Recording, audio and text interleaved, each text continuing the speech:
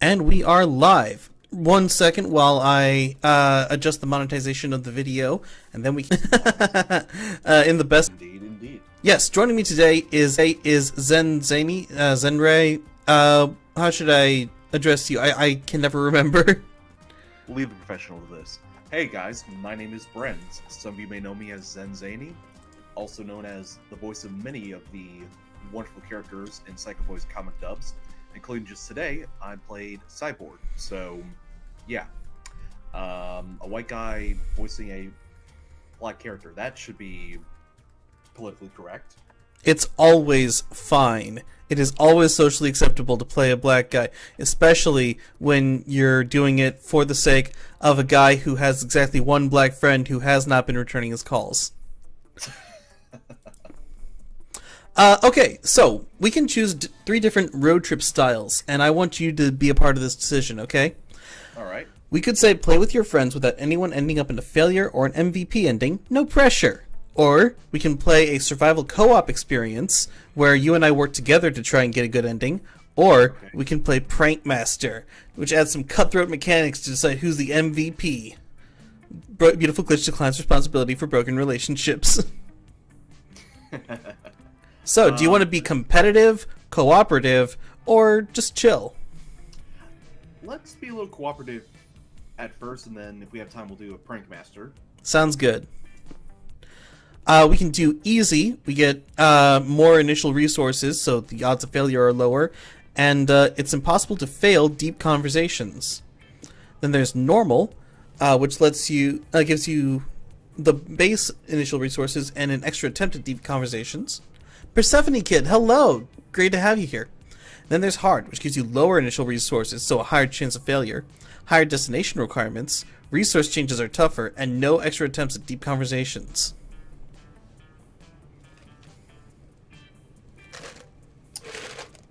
Let's do normal. I'm not a loser, but I also don't quite know how this game runs 100%, so let's do that real quick. Normal it is. Don't worry, you got me at your side, so it should be fine.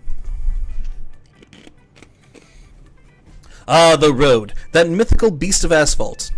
We once tainted in what became one of the strangest, most wonderful journeys of our lives. Back then, when we were young and unafraid. Summer was coming to an end when Polly and Scott planned a road trip. The whole thing was bound to go off rails. This was the Prank Masters after all. Scott Howell, 21, a werewolf athlete who compensated for his rather small brain with a stupidly huge heart. And Polly Geist, 22, a party ghost with an insatiable hunger for all the wrong things. Each of them were, by themselves, an agent of chaos. But together they were the perfect combo for hijinks to ensue. Who in their right mind would have agreed to join them on such a trip? So, I'm going to choose my character first, but then you can choose yours. Typically I like playing as Oz, unless you want to take him, because I don't want to step on your toes. Let's see here. Other characters are Frankie, Brian, I forget her name. It's some sort of fire pun. Okay. Juan, the magical Latino cat, Glitch, Zoe, and I don't remember their name either, but they're non-binary and they're a moth person. It's cute. I'll go with the moth. Okay. Oh, wait, no, sorry, you're going with the moth. Yeah. Okay.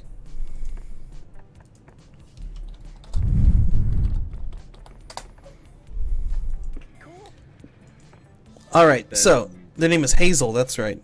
But you can choose... Let's do a custom name. Let's just put Brenz. You got it. And, your pronouns? He, him. You got it. I know, I'm default. Yeah, we're basic. Okay, so there are 4 different tunes to choose from. There's Desert Vibes, Tropical Rave, Lo-Fi Beats, and Surf Rock. Well, we're on a summer vacation, so let's do some surf rock. Okay, sounds good. Was the road trip a dangerous idea? Yes. Was it poorly planned? Yes. Did we do it anyway? Fuck yes. For in the end, we were young and unafraid, and we were ready to start.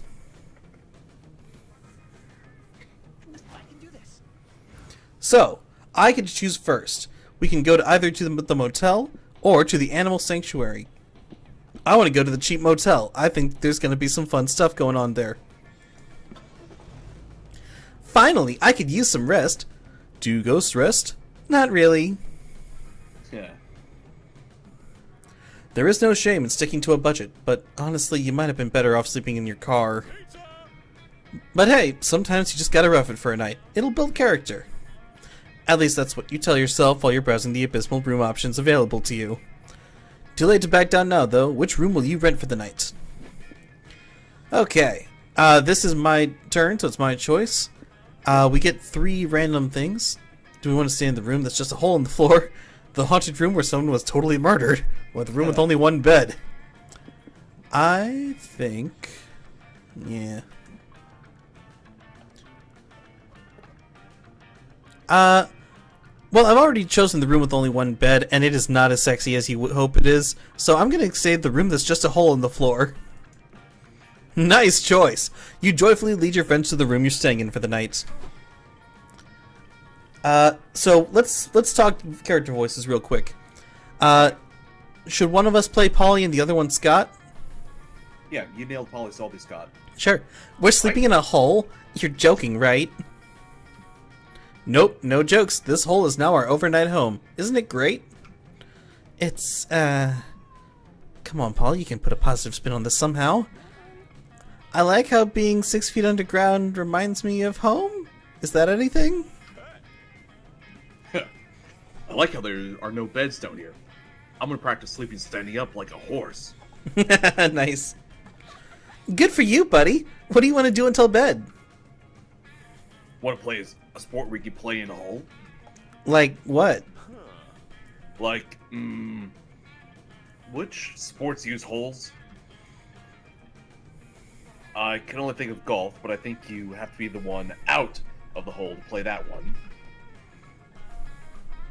Maybe we can watch TV? Do holes have TVs?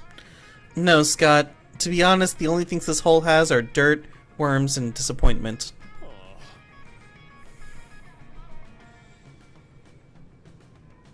That's you. Oh, Psycho. It's getting hard to get excited about this hole. You're getting the vibe that your friends don't love the hole. Point out something that'll make them love the hole. While your friends see a hole, you see an opportunity for a treasure hunt. Grab your shovels. Or, who needs TV? Pass the time by staring into complete darkness all night, gazing into the bottom of your own soul. Let's do a treasure hunt. That sounds fun, right? Let's do it. We can dig here? I changed my mind. This is the best hole ever. Yeah, a lot of his jokes come from being a werewolf, so part dog. And the subtle gay undertones. Well, yeah, but, I mean, every character in Monster Prom is pansexual. Yeah, except you. Hey, I can hang with the guy monster if I want. Ava Minecraft, hello. I saw your comment on my video earlier today, so thank you for that. You, Polly, and Scott get busy digging for treasure. Scott declines to use a shovel. He's just as fast with his hands and face anyhow. Housekeeping. Am I losing it, or is this thing getting even deeper? Yeah, but don't worry. It's all in the pursuit of treasure. We're gonna be rich. Is the hole filling up with water? Yeah, Scott chewed up a water line because he thought it was a snake. He got a little spooked, but he's all better now, aren't you, buddy? It was so long, so chrome. Fuck it, this is so far above my pay grade. Carry on. Copy that. You dig all night, losing 2 stamina, and actually do find some buried coins. You gain 2 money. Your turn, Hazel. Where do you want to go? The National Park? Go hug a tree, nature nerd. Or the regular gas station, the backbone of any road trip experience. So, hover back over the national park again. So Right. what do these little symbols at the bottom mean? So the first symbol is a question mark, which means that we don't know what stats it could affect. Which means that it could affect basically any stats. The second symbol, that is mind down. That means that you're going to lose mind points if you do it. And the third symbol is stamina down, which means you lose stamina if you do it. most of our stats are at 10 right now. We've got a higher than average money and a lower than average stamina. Okay, so I think if you lose a certain amount of stuff, the game ends, right? If any stat goes to 0, you lose. Okay, let's go to the gas station. Alright, to the gas station. Da-da-da-da. My mattress is so lumpy. Wait, you guys got mattresses? Oh, sorry. Wait, you guys got mattresses and you have assigned character roles? Gas stations are overpriced, full of pollutants, and their dirty bathrooms seem to invent new diseases every day. But they're a necessary evil if you want to make your car move. Welcome to the road trip life. So what do? Now, let's fill the car's tank. Okay, this is a fun one. You see the little symbol here? That means that you have 3 options, and the least option is going to have only a minor impact, and the greatest option is going to have the greatest impact. You park the car at a pump, then walk inside the store to pay. Welcome to Fill It, where all your dreams come true in the very specific case that your dream is filling your car's tank. That's exactly our dream. We need some gas for our car. Or magic. Tenna, the Monster Realm is weird about cars. Yeah, gas is made of magic. What would it be made of otherwise? Dinosaurs? Anyway, how much magic does your car's tank hold? I don't know, 10? Fair. 4? Scots? Scots is the only measurement I know how to use. If you help me get in the tank, I can see how many Scots will fit. Sorry, but Scots isn't an accurate unit of magical measurement. Okay. What would be an accurate unit of magical measurement then? Polys? Magic is an arcane energy that we as a society don't fully grasp yet, making it impossible to properly measure it. How do you normally solve this problem with other customers? I normally just don't. You don't understand how little I get paid to do this. They're lucky I even show up. Well, maybe that's what society gets for using a volatile, unquantifiable substance like magic to power cars. Oh well. Still, there must be some way to describe how much magic you need.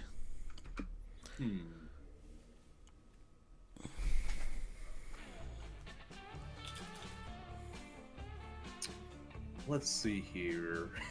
Oh god, these options. Whatever can pull a rabbit out of a hat. 2.5 fireballs, or the dark magical strength from sacrificing all the children from the village. Okay, well obviously the higher impact is going to do that. I feel like though that the more powerful I put in the field, the more likely it's going to take money out of our pockets, so... Yeah, getting a whole lot of one thing means you have to lose a whole lot of another thing. I gotcha. You know what? In my D&D campaign play, I have like 3 wizards, so I'm used to fireballs, so I know that they are quantifiably big, so let's go with 2.5 fireballs. They are quite big, yes. Once upon a time, there was a small village filled with magic and promise. 2 children, Jimoir and Keegan, were exploring its outskirts and found a dark, foreboding cave. Let's go back! I heard an evil wizard lives in there, said Jimoir. He incinerates bad kids who don't go to bed on time. Your mom made that up, stupid, said Keegan. Are you really scared of a dumb cave? Jimoir was, in fact, scared shitless. But he went anyway, exploring the darkness filled with creepy crawlies and cave gnomes, until he found a glowing purple light.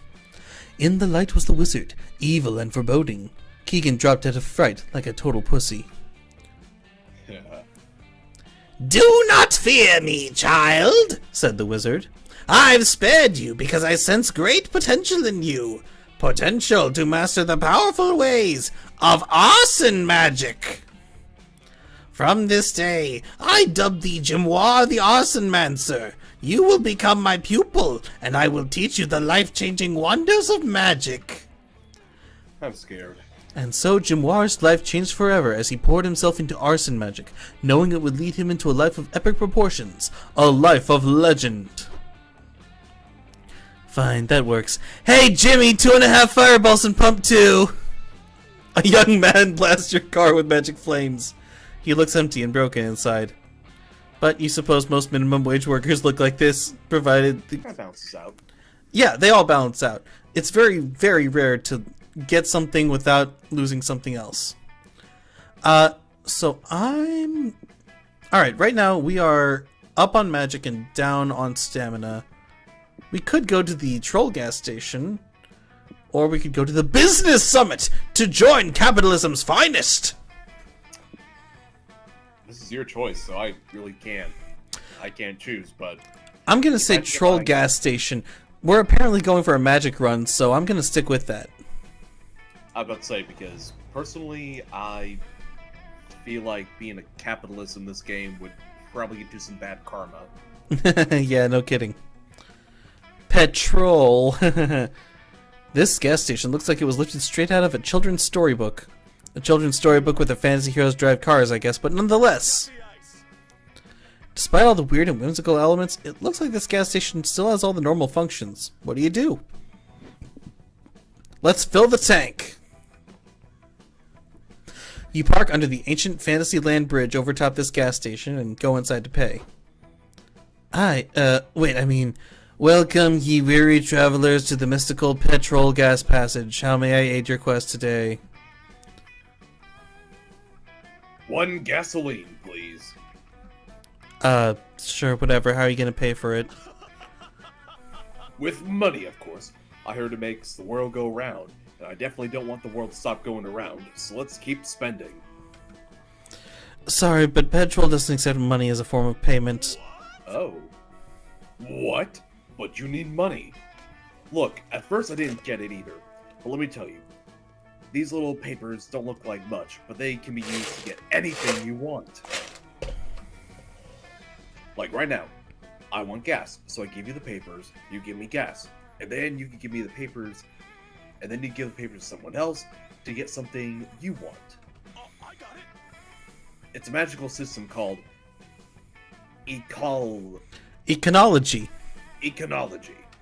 I don't know if that's a real word. No, it's not. Or is it economation? I think it's economy, sir. And trust me when I say that economy is meaningless to trolls. Petrol only accepts magical forms of payment, like dragon scales or cursed lockets or firstborn children.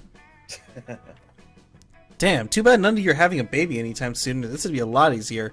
How else can you magically pay for this gas? Shall we forfeit our fondest memory to the gas pump, or hunt down a boar to feed the gas pump, as was done for centuries before coin even existed? I'm going to forfeit my fondest memory. My fondest memory, huh? I've already forfeited a lot of those in no-holds-barred partying, but let's see. I've got a nice memory of the first time I beat my mom at chess. That was a great day. Mine's when I found a chocolate chip cookie in the bushes at the dog park. That is also when I found out I'm definitely allergic to chocolate, but it was worth it.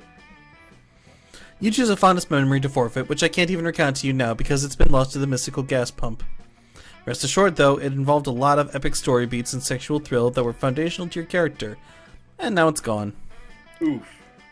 Okay, your tank should be full now. I'll pray to the great trolls that you choose petrol to aid you on your next great adventure. Corporate makes you say that, but honestly, you should go to fill it next time. Gas is cheaper there and costs a real currency. Bye. That poor man. Like, I legitimately feel sorry for him. Him? I'm pretty sure they had breasts. I thought that was a woman. I thought it was like the girl from The Ring. Regardless, I feel sorry for them. And, Yep. Well, I'm glad we got the gas, bros. But I feel weird now. Like there's a hole in my head and I used to be full of joy. It's okay, Scott. I know, buddy, but it's okay. We'll fill that hole with lots of new fond memories during the road trip. Awesome, bro. Huh, that's true. Can we start by getting some chocolate ice cream? I have no reason to believe I shouldn't eat that. Sounds yummy. You lose 2 hype from your memory loss, but gain 2 magic for the car. Hands on the wheel, eyes on the road. Alright, here goes nothing. So, we could go to a used car dealership, or a shady property. I'm in the mood to hit up that shady property. Last time I Okay. did something pretty safe, so this time I want to do something different. Sounds fun. Smart choice, friends. Why, thank you, myself. After all this sun... Too fast, too fast, too fast! After all this sun, we could use some shade. What? This place seems like exactly the sort of place you shouldn't visit. Which, naturally, is exactly why you have to visit it. Horror movie logic for the win. The big question now is how you'd like to enter the premises. What's it gonna be? Let's see what we got here. Let's check the backyard first. Okay. You sneak into the backyard to find a masked man talking with two cops. Oh, lovely. Good evening, Oh, sorry, go ahead. I'll be whatever the hell that Demigorgon thing is if you want to be the baby cherub. Sure, but only if you're the knife murderer, too. Okay. Good evening, Jerry. We got a call last night. Something about a woman screaming and begging for mercy, followed by chainsaw noises in your house. Oh, that's just my wife and I having our special time. You know how it is. I heard that. Happy wife, happy life. Oh, wow. You know who you'd be good at voicing? Oh, jeez. Oh, man, it's on the tip of my tongue. Who? No, I don't remember. I just got something like that before. I'm sure. For some reason, I wanted to say it's a Lilo and Stitch character. Hold on, let me try that again. Oh, I heard that. Happy wife, happy life. Nah, that's too... It's farther now. Never mind. Okay. Now, I'm sure this is nothing, but we got another call an hour later that you were digging a hole and rolling a person-shaped bundle into it. Oh, I was just gardening. Yeah. I was doing my best planting at 2 a.m. Gardening does require digging holes. I think we can safely say this all checks out. Yep, it all seems to be in order. Sorry to take up so much of your time, Jerry. My partner and I will be going... Ah! Screamed the cops as they suddenly plummet into the ground. Oh, silly of us falling into the sun 6 foot hole. Thank goodness our fall was broken by this soft corpse. Wait a second. Jerry, buddy, care to explain why you have a corpse in a hole in your backyard? Oh, well, that's because... Actually, I need a second to talk to my lawyers. Wait just a second. Psst. Hey, you trespassers. Congrats. You guys are my lawyers now. I'll pay you if you can get me out of being arrested. Oh, wow. Oh, wow, I'm a lawyer. That's not the right words. Wow, I'm a lawyer. My grandma's gonna be so proud. Don't worry, Jerry. I got a plan. We'll ask Brents to come up with a plan. Why are you putting me on the spot?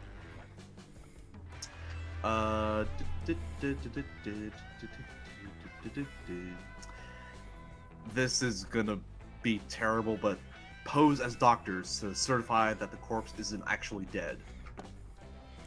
You don't have much time to discuss your roles, but your friends are always happy to improvise. Phew, finally got out of that hole. Jeez, I can't believe my wings have gotten so flabby. Okay, Jerry, lawyer time is up. What can you tell us about the dead woman in your yard? Nice.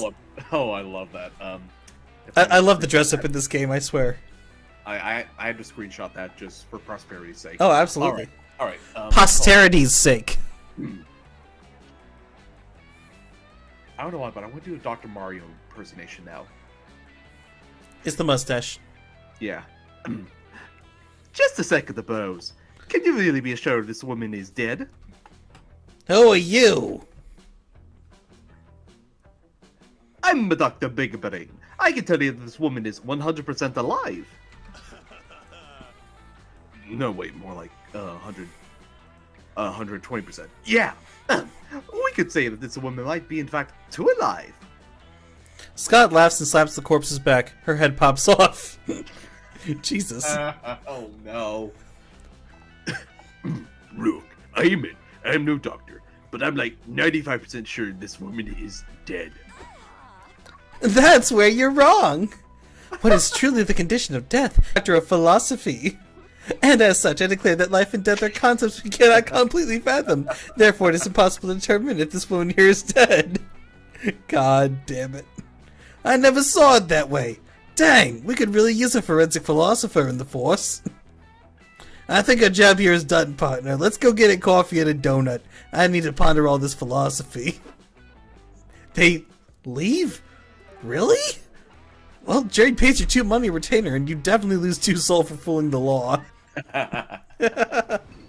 Oh god, I love this game. Time to stop and get some rest. Where to sit? Okay, so each of us can go to one of these little squares.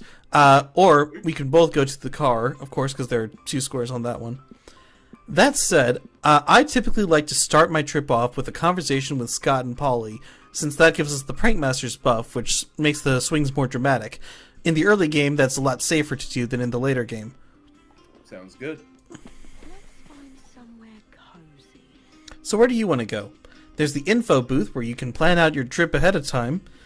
You can find a specific landmark you want to go to and visit it later. You can go to the bus to pick up a hitchhiker and maybe get some more events with them. You can go to the noodles stand to do some stat exchanges. Or you can go to the car, which allows you to raise or lower your highest stat in exchange for lowering or raising your lowest stat. Let's see here. Let's go to the info booth. Alrighty. Later that night. I can hear the crickets. So, do you want to go to the Battle Royale, where the odds are not in your favor, the picnic spot, it's a beautiful day to eat outside, or the wealthy mansion, who wants to be a millionaire? Ooh, okay, I want to think about this for a second because... You know what? I'm feeling extra adventurous today. Battle Royale. Alright. We will find the Battle Royale somewhere along our trip. Now, as for who I want to talk to, I spoke to Scott last time I played this game, so today we're speaking to Polly.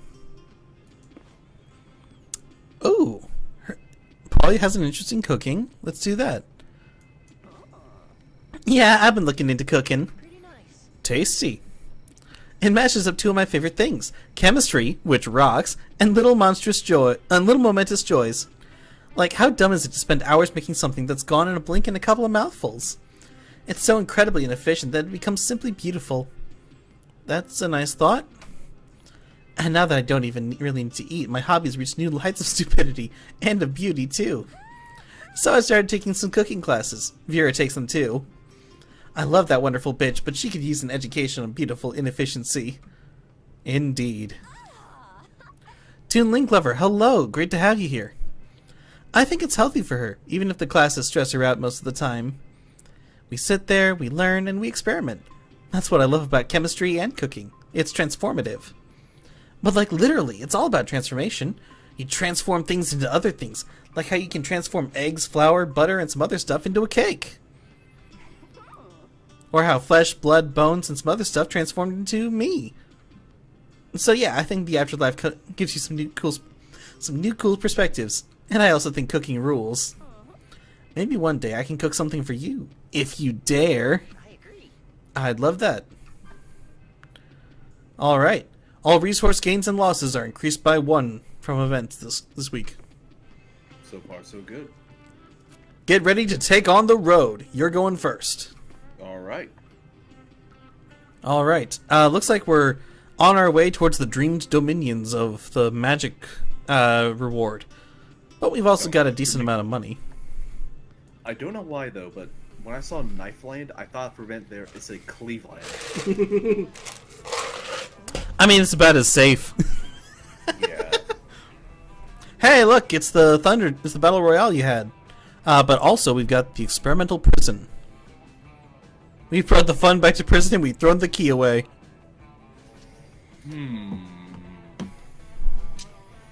What does it say at the Battle Royale? The odds are not in your favor. There's 2 mysteries and 1 thing that builds your hype. Well, I'm always down for a mystery, so let's go there. Let's do it. I'm bored. I want something to happen now. What? Why is the car stopped?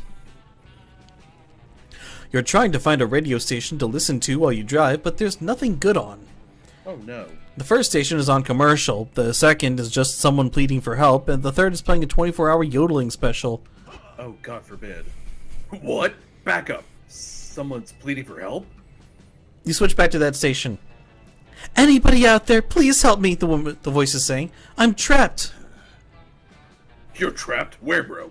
In the radio? Don't worry, I'll save you. No, Scott, don't punch the radio. Just hand me the ham radio transceiver so we can talk to this guy. Hey, boo, your distress signal has reached fan favorite Polygeist. Please hold your applause. Okay, I was just being humble. You can give me a little applause. Oh, don't get me wrong, I'd love to, but one of my hands was crushed under this boulder while I was doing some off-trail hiking, so no clapping for me. Ouch. Ouch indeed, it's a real pickle. I've been stuck here for 12 hours, and I'm about to enter drinking my own pee to stay hydrated territory. Yikes. It's a situation all hikers prep for, but hope it never comes to. Yeah, so, can you help me? I'm not getting any Wi-Fi to call the paramedics myself, and I really don't want to drink my own pee, or die for that matter. You tend to be more of a hindrance than a help, but you can definitely try. He needs help fast.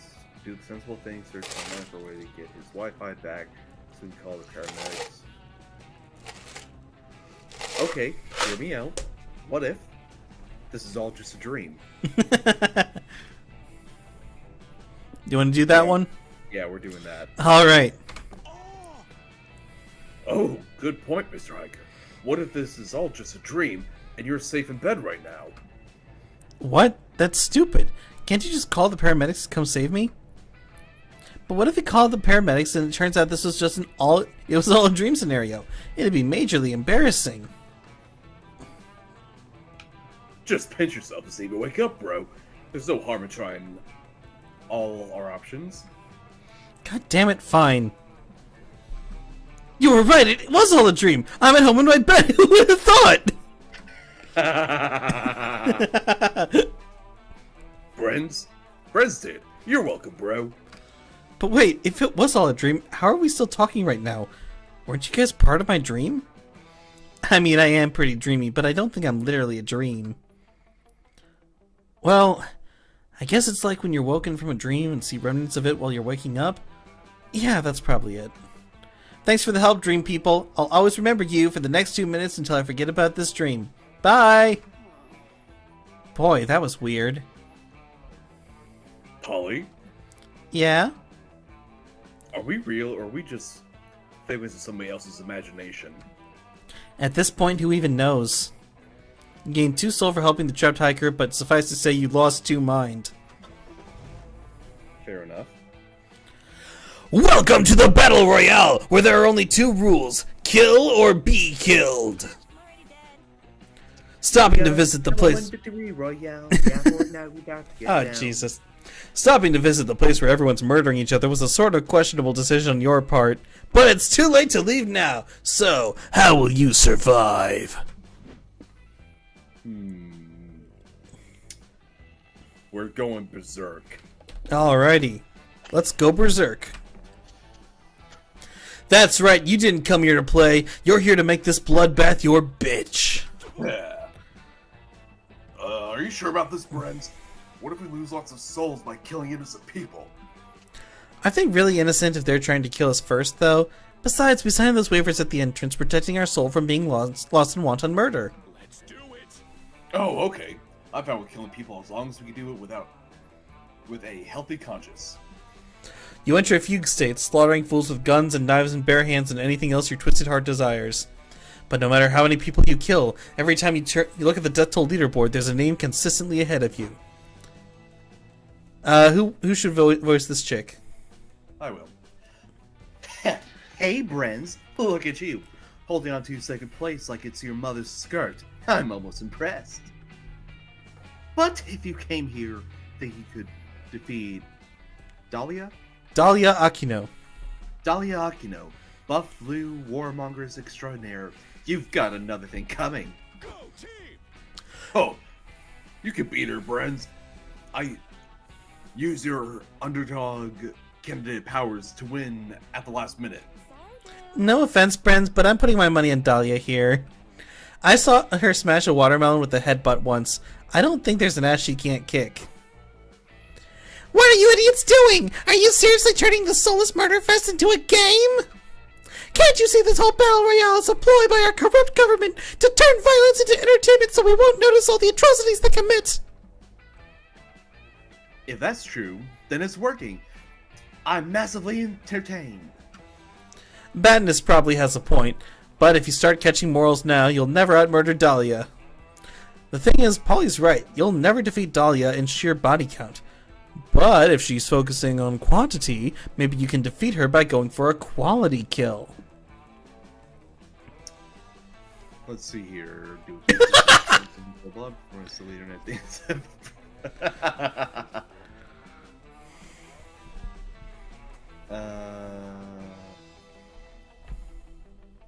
Oh god, both are morbid. Yeah. You know what? Since I was singing that song earlier, we're doing the Fortnite dance. Oh, okay. Perform a silly internet dance. It's proven to be the perfect pairing. Cut to two survivors of the Battle Royale. They're huddled together behind a large rock. We have to think, Curtis, the girl says. We made it this far, and for that I'm grateful. I can't imagine living without you. I know. I love you, Carol, but I'm not leaving here without you, says Curtis. We have a chance of escaping alive if we can make it to the river and...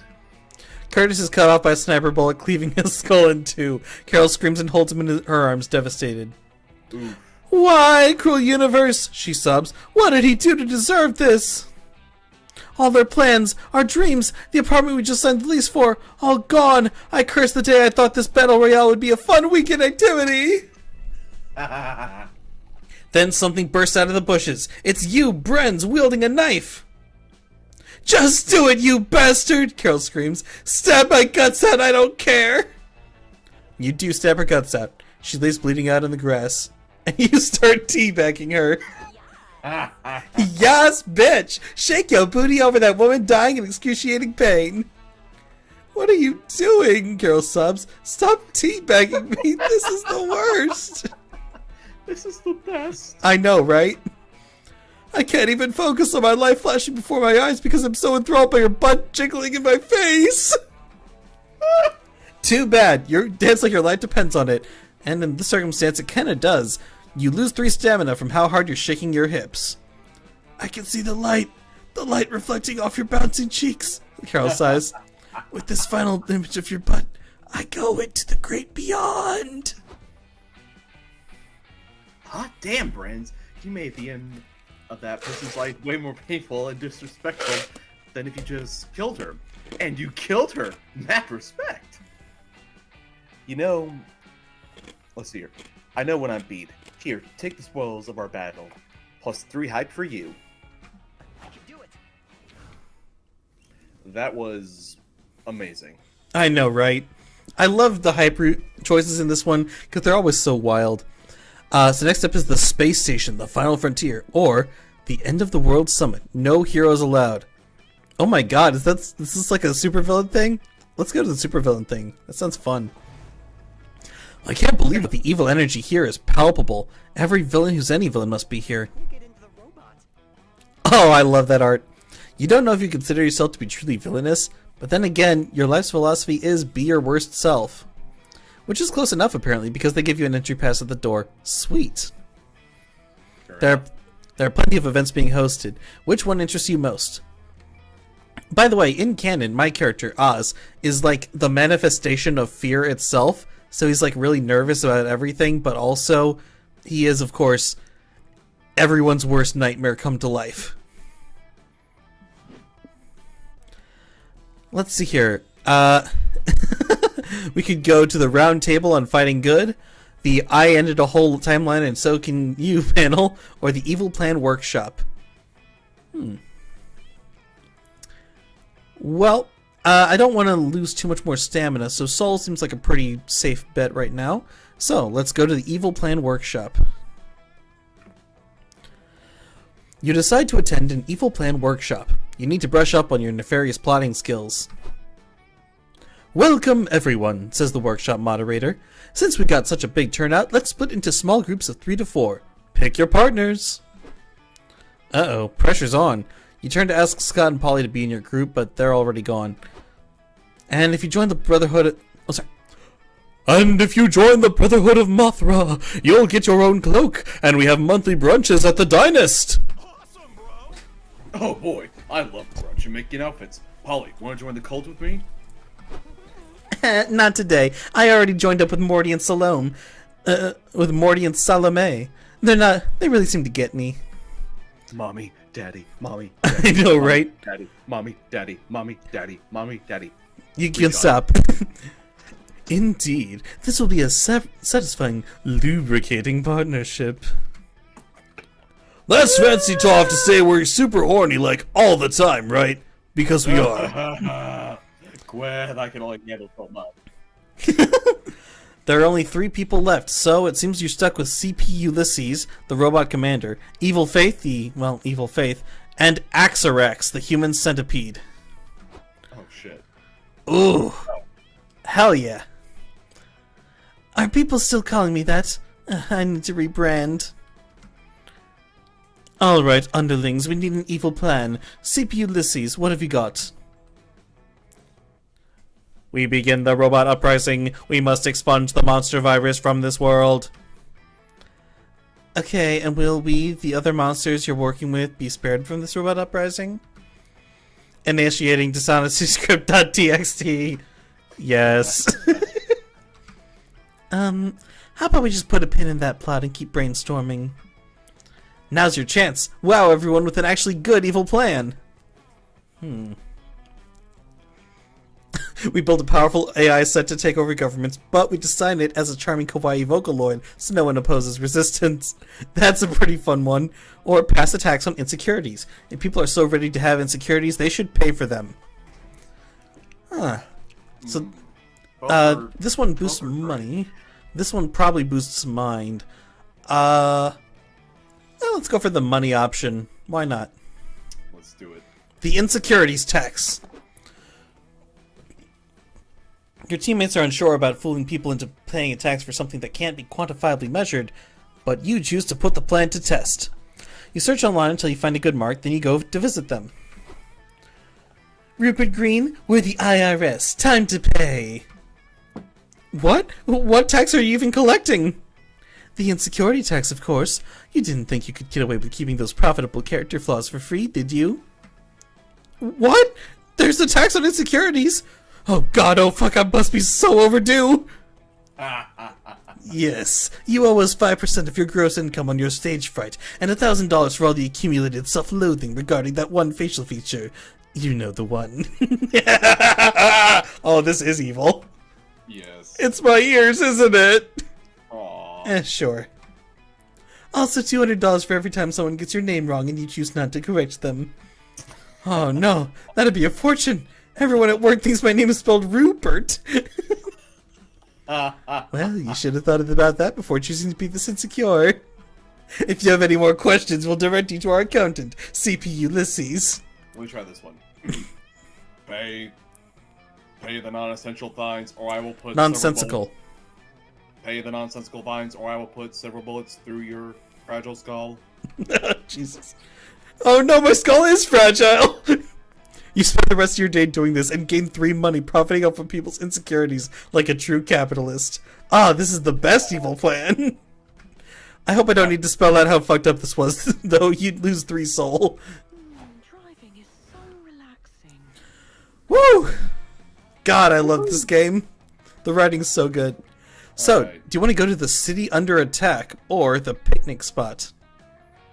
I don't know why, but I feel like the picnic spot's gonna be somehow more exciting than the city under attack, so let's go there. I know, right? Did you bring the picnic basket? Yep, and the picnic basketball too. The sun is shining, the birds are singing, and the ants are eagerly anticipating eating your scraps. What a perfect day for a picnic. You got your picnic basket and your checkered blanket. All that remains is deciding what to do now that you're all here.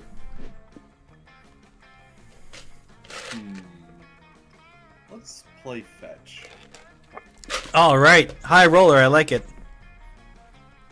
You dig into your sandwich. Polly lays down to sunbathe. You take a moment to bask in this tranquil moment.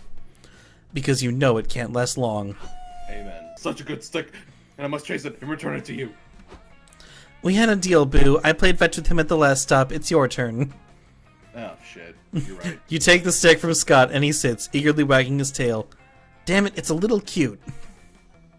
Now for the big decision. How far should you throw the stick?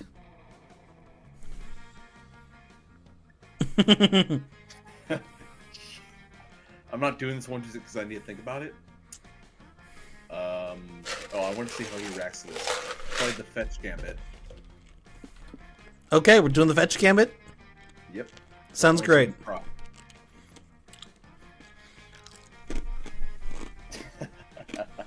Oh, Scott, you're Sorry. such a dumb, sexy himbo. He's the embodiment of himbo. You wind up dramatically and throw the stick. Scott runs after the stick, none the wiser. Lol, good one, Brenz. Up tap. Polly gives you a high five that's so filled with hype and... with 3 hype and 1 magic. Goddamn. Okay. Oh. Scott has gone for several hours of intense searching, and therefore losing 3 stamina for the whole group. Then he finally returns with the police? Uh-oh. Hello. Hello. Are you Scott Howell? You called the missing stick report? Yeah. My good friend Brenz, who I knew would never betray me, was playing fetch with me. But when he threw a stick, it just vanished. Don't worry, son. Finding a missing stick just became this precinct's top priority. Backup's already on the way. Oh, no. Can you describe your stick for our search analysis, for our sketch artist? It was, brown and sticky? The police search high and low for the stick, to no avail, of course. Damn! I hoped we wouldn't have to resort to this, but we have no choice. Bring in the stick psychic! I'm just a regular psychic, actually, but sure. Hope? You're working with the cops now? But you're supposed to be one of the good guys! Well, at least I'm not as bad as Brenz. He had Scott's stick hidden in his back pocket this whole time. What? But why, Brenz? Why? Yikes. Scott doesn't press charges for your stick theft, but you still lose 1 soul for being such a shitty friend. Okay, so our stamina is cripplingly low, so we're gonna have to be careful with that. Whatever we do, we're gonna probably lose it before the end of the week, so we have to be very careful. So Yep. choose wisely. We could go Stay away to, from there. yeah, 90 Action Movie City or the Carnival. We Let's, have plenty of money, so yeah, I think playing the Carnival is pretty safe. I'm gonna win all the games. And I'm gonna drink all the beers. and I'm gonna lose all the money.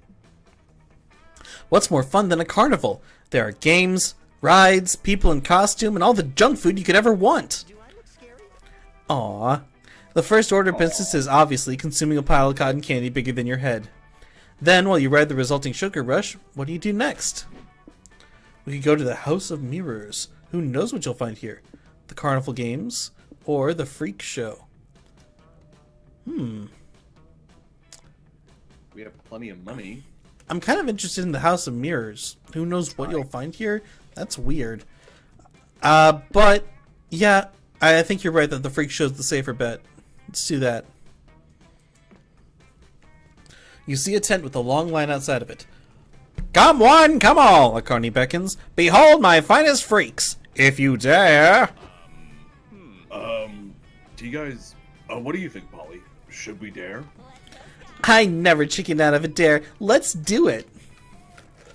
You pay 3 money for tickets and get in line to see the freaks. Inside you witness some mind-boggling individuals.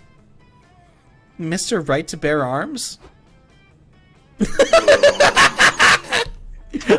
Okay, shit. The illustrated... Oh, sorry, go ahead. The illustrated man? Literally? Portami fuori the key cazzo! The chaotic creature from beyond the believable boundary? Wait, that's just noodles. Tee-hee! You finally reach the end of the freak show. The tent splits off in two directions, and a choice of the final freak to see. Ooh. Psycho, it's your call. Which of these freaks do you think would be the freakiest freak to ever freak us out? The amazing man who's always nice on the internet? Impossible. The dog that thinks it knows programming. Let's go for the man who's always nice on the internet. I don't think that's possible. This anomalous wonder of the web is smiling and typing on his laptop. You're trying to tell me this guy has never been rude online? I call bullshit. Look, he's commenting on a YouTube video. Probably that Psychoboy guys. I can't believe you gave Adult Regular Samurai Frogs, the movie, such a bad review. This film literally defined my childhood. But I respect your differing opinion, and you made some points that made me see Master Riveter in a new way. Nice! Whoa! He's being respectful on the internet! Oh my god, now he's playing Federation of Fables online. This is where the real toxicity comes out. Guarantee it. League of Legends. Yep. The man quietly plays a competitive match. His team is losing, but he's keeping his cool. Wow. Not a single swear or accusation that his teammates are 12. He's good. What? Jesus! Holy shit! Whoa, he didn't even get mad when the other player told him to get red, cuntbag, and squatted a lot of times all over his dead body, like someone else just did earlier. Nor did he respond when that guy gave very graphic details about exactly how he was going to have sex with his mother. Yeah, I think I need a shower after that one. Best freak show ever! You give the amazing man who's always nice on the internet 2 thumbs up. You gain 3 soul from his positivity. Okay. And then I will go to the bus stop. Oh no. So you said you want to talk to Scott? Daddy. Alright. Do you want to talk about his interest in the night sky or his big, beautiful muscles? Psycho, you know me too well. Okay, muscles it is. God, I'm a degenerate. I love muscles, bro. They're my little bulky friends that are always with me. That is you. Yeah, I know. Hold on. That's a nice way to look at it. I even gave them names. This is Herbert. This one's Lacey Sue. And this is Commander Crunch. Crunch between your thighs. What? Later, I learned muscles actually have names. Like Deltoid, Trapezus, and Sartorius. Sartorius. I work in the medical field, but I don't know this stuff. You should probably know this stuff. I still like my names better. I agree. I do too. Thanks. When I work out, I like to think I'm helping my muscles as I keep them big, healthy, and happy. You're doing a great job, I can tell. Yeah. And don't laugh. But sometimes I feel like drawing little faces on my muscles and imagine that they're supporting me while I exercise. Go team! Go, Scott! I know they're not really live, but still, it feels nice. I like it. I think it's cute. Scott looks at the stars. You look at Scott's muscles. All is right with the world. This is going well. I'm okay. Ooh. Let's hang with Zoe. Zoe's cool. Oh wait, no. 2 random resources swap with each other? Oh shit. Or Stu. All resource gains and losses are reduced by 1. Well, I don't want to negate all your prank master's work, so I'm gonna go with Zoe. Yeah, let's inject some fucking chaos into this. You invite Zoe to join your road trip. My fanfic just came true. Sure, I'll come with you. Spoiler alert, this road trip just got awesome. Did you hear what she just said? Yeah, my fanfic just came true. Zoe is a fanfiction author. She's also a transgender eldritch deity. She used to go by Zagord. She was a Lovecraftian horror, but now she's just a fan of Garfield and Naruto. You know what? I'm adding that to my next D&D campaign. Hell yeah. Bro, Zoe's the best. Bringing an eldritch deity on the road trip might disrupt the fabric of reality. See how randomly two of your resources swap with each other. Oh no. Okay, our stamina just went up to 8, but our mind went down to 2. Get ready to take on the road. So we gotta be careful about not letting our mind get too low. Mm-hmm.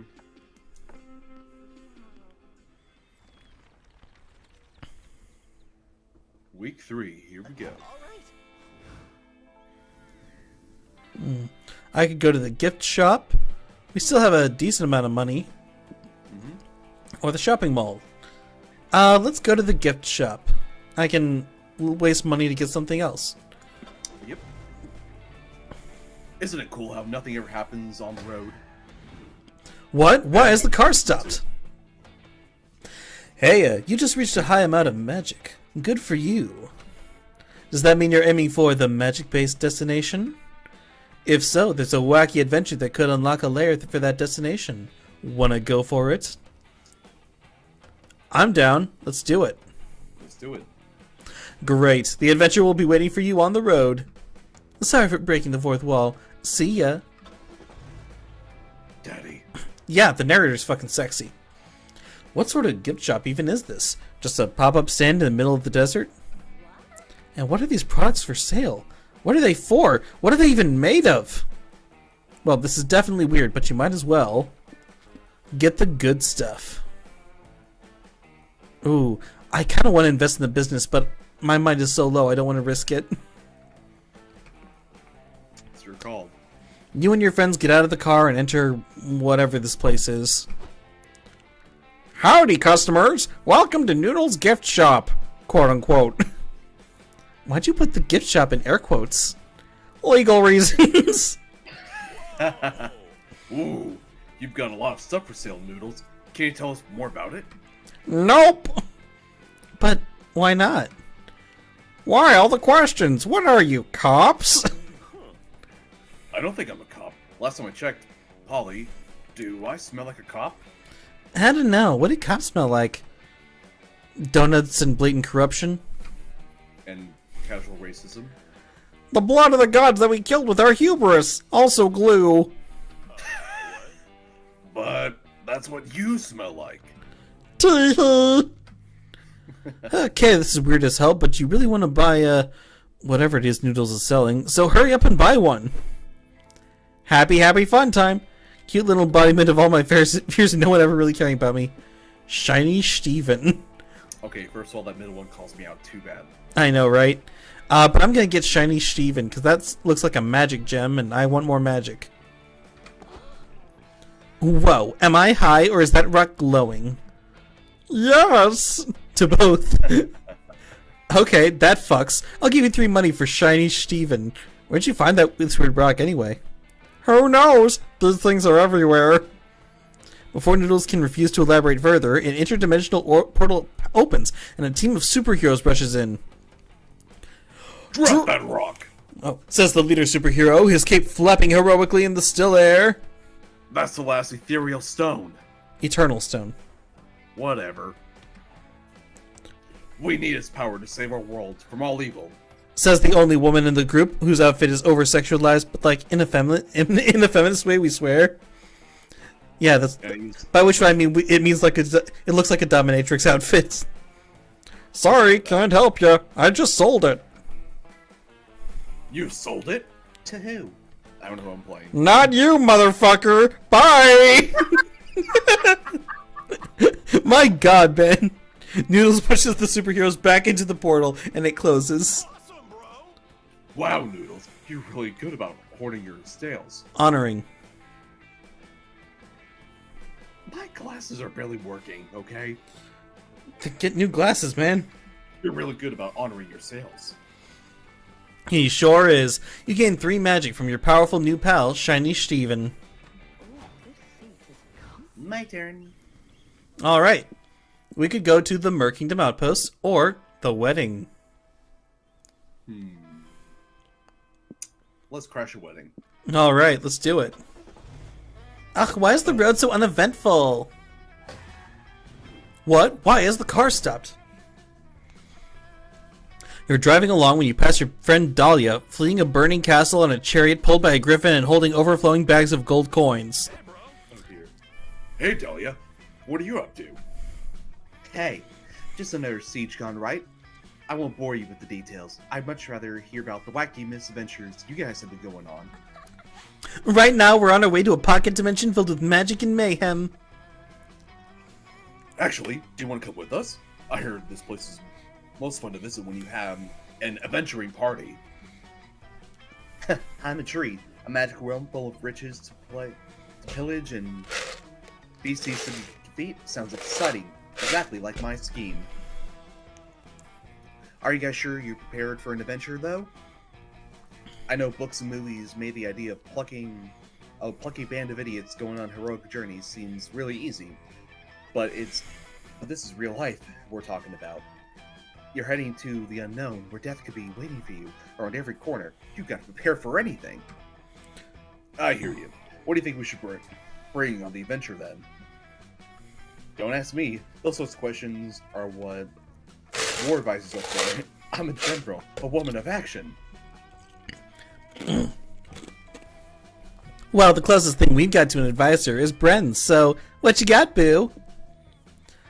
Should we summon a powerful creature that's the true heir to the dinosaurs, source of endless eggs, and according to old wives' tales, the true source of chicken nuggies? Or, since you don't know what the use is currency in the other reality, you must acquire the only thing that holds value everywhere. Porn. Oh god, if this video's any chance to get demonetized, lost it. Don't worry, there's not actual porn. Okay. You exert 2 magic to cast the summoning spell, and from the magic cloud you created out walks... A chicken? What the hell? Oh, I like her. She's cute and poofy, and she can give us eggs to feed us on our adventure. I guess. But it's a puny bird. Really, the secret ingredient is chicken nuggets?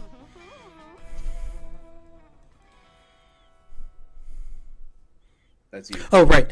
Yup, think about it. Sometimes chicken nuggies are dinosaur-shaped. It must be a reference to the chicken's dino ancestors. Interesting theory. Let's test it. The chicken lets out a terrified squawk and lays an egg. Look, our investment is already paying off. Let's eat. Hooray! You all work together to make a delicious omelet and eat it as a group, gaining 2 stamina. Okay, I admit, this fairly endless food machine will be plenty of help in our adventure.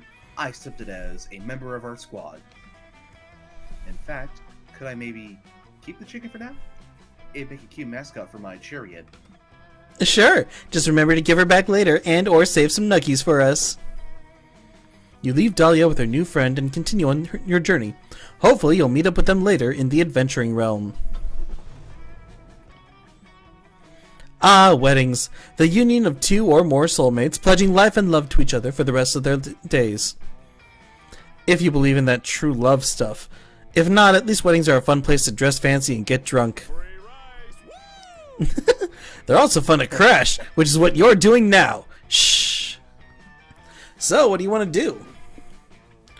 Talk to the runaway bride, catch the bridal bouquet, or speak now or forever hold your peace. Let's catch the bridal bouquet. Okay, we're going to build up hype, huh? Yep. Interesting. It's time for the bouquet toss! You've been training your entire life for this moment.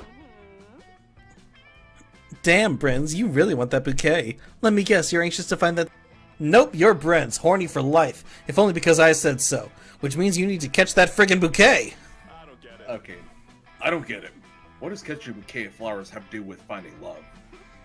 Catching the bride's bouquet is a tradition. Whoever catches it will supposedly get married next. It's nonsense, but it's fun nonsense. That sounds cool. I've always wanted to have a hobby that combine romance and full contact sports. I just like how chaotic the whole thing is. Everybody's throwing down to catch some flowers because they really want a bone. It's awesome. I'm rooting for you, Brens. Don't be afraid to tear a bitch's hair out to get that bouquet. Shit, the pressure's really on now. Not only to catch the bouquet, but to impress your friends, too. You need a foolproof plan to snatch those flowers. Think of something.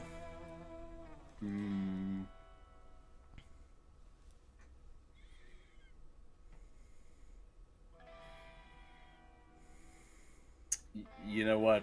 Let's do the monkey's paw. I'm not taking any chances. Alrighty. Ah, yes. Remember that time you got a monkey's paw from a creepy old man in a dark magic shop? No? Well, that's what flashbacks are for. You happened upon the shop while you were walking to the supermarket to satisfy your late-night cheese doodle craving. I've got something better than snack foods. I've got highly dangerous magical artifacts like this monkey's paw. Interested? Totally. With something like that, you could wish for unlimited cheese doodles. No! Don't wish for cheese doodles. This paw is only for big emergencies. Don't you know the consequences of using cursed magic? Sheesh, you'd have a mind to wish for the paw to shut the old man up. But you promised to use it wisely and left, watching the shop turn into smoke. And now you're keeping your promise by wishing to catch a bouquet of flowers, a symbolic love gesture with little to no real meaning. Nice. Wouldn't it make more sense for friends just wish on the paw to get married? If that's what he wants, anyway. Let it go, Scotty. It's a waste of time trying to get Brent to do things the logical way. Why are you calling me out? You spend 3 magic and catch the bouquet, you gain 3 hype. Just be thankful smarts is not a stat you need in this game. I swear, Bren, you keep on sabotaging our magic gain. It's getting ridiculous. Well, at least we're not losing mine. Okay, let's go to the cult headquarters. Got goats? Scott, are you okay? Need mind to think good. Are you really going to join a cult?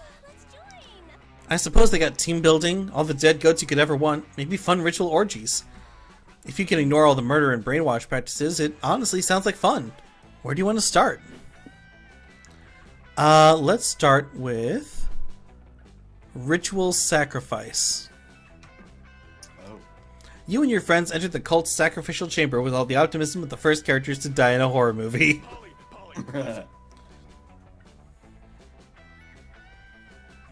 Oh, check out this holy pamphlet. The ritual sacrifices are completed to please Matharia, the deity of sacred Secrecy. secrecy and darkness. Completing the sacrifice will give Marthia's worshippers taste of exclusive magical powers. Cool. We can siphon some of that magical into the car afterwards. Hell yeah, I love a good old ritual sacrifice. Let's kill some goats and have a big kinky orgy in the pool of their blood. Ugh. Hold your horses, eager acolytes. You cannot simply wander into Mahathra's sacred halls and throw yourselves into a goat blood orgy right away. Why not? Because that's not what being in a cult is about. So many new cultists only care about the orgies without understanding their ceremonial implications. Wait, there's ceremonial implications for this? I thought we just all like to fuck goats. Only you do that, brother goat fucker Ismail, and that's exactly why nobody wants to grind on you at the blood orgies anymore. Anyway, we now have a proper sacrifice tier list that new cultists must complete in the correct order. It helps us weed out those who aren't truly committed, like those sacrilegious bastards that put their careers and loved ones above our dark cult. Fine, we'll do it your way. This tier list says we first have to sacrifice something of great personal value. Psycho, what do you suggest? Sacrifice your account on Dragon Heat so you like role-playing Wink, the MMORPG in which you've sunk over 1,000 hours of play. Or 8 of the 22 subscriptions to interesting newsletters you may or may not ever read anyway. I Well, like both those are pointing us out. I'm guessing that the subscriptions are a mind deal and we cannot lose mind. So, let's sacrifice Dragon Heat. Oh no, I'm scared. Egad! That truly is an enormous commitment you're giving up. More than 1,000 hours! Yup, Psycho spent almost a lifetime on Dragon Heat's massive multiplayer orgy-filled racy penetration game. Mothra will be so pleased with this sacrifice. Our cult has actually lost several members to addictive MMORPGs. They're such an all-consuming time sink. One would think MMORPGs are a cult themselves. Yeah, you did get invited to a lot of dragon cock worship on DHSYLRPW, so that checks out. Let the sacrifice commence! Delete your account, Psycho, and feel the power of the sacred secrecy coursing through your veins! You'll miss having loot adventures as Gister of the Kingdom 6669, but now you get to have a night of unspeakable cultic pleasure in the real world.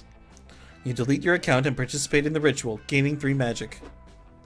Meanwhile, at the DHSYLRPW headquarters, executives are freaking out over the loss of your account. Damn, that's another long-time player lost, the CEO cries. Were the dragon cocks not enough? What did he list as his reason for leaving? Looks like he listed joined a cult as his reasoning, sir. Fuck! Then another follower of Relazmog is gone. Our recruitment numbers are getting dangerously low this month. Yes, sir, we're aware that the god of utter abandonment, whom we all worship, is displeased that so many are leaving the digital lives for the despised physical realm. What do we do? Frets the CEO. Should we sacrifice another goat and have a blood orgy? They do, but it's not enough for Relazmog to forgive them for losing your account. It cosmically confiscates -3 hype from you all as punishment. Driving is so relaxing. Ah, man. Good stuff. Alright, where do you want to go, Bren? We could go to the movie set or the hole. Go back up to the movie set. Let's go there. Okay. Bros, I feel like not smart at all. Yeah, it looks like Bren's has been using up our mind. Shut up. Everyone, at some point, wonders what it's like to be a movie star. You still don't know what that's like. You're just a humble road tripper trespassing on a movie set. But this might be the closest you ever get to Hollywood, so make the most of it now. What do you do? We could get an autograph, pillage the set buffet, or become extras.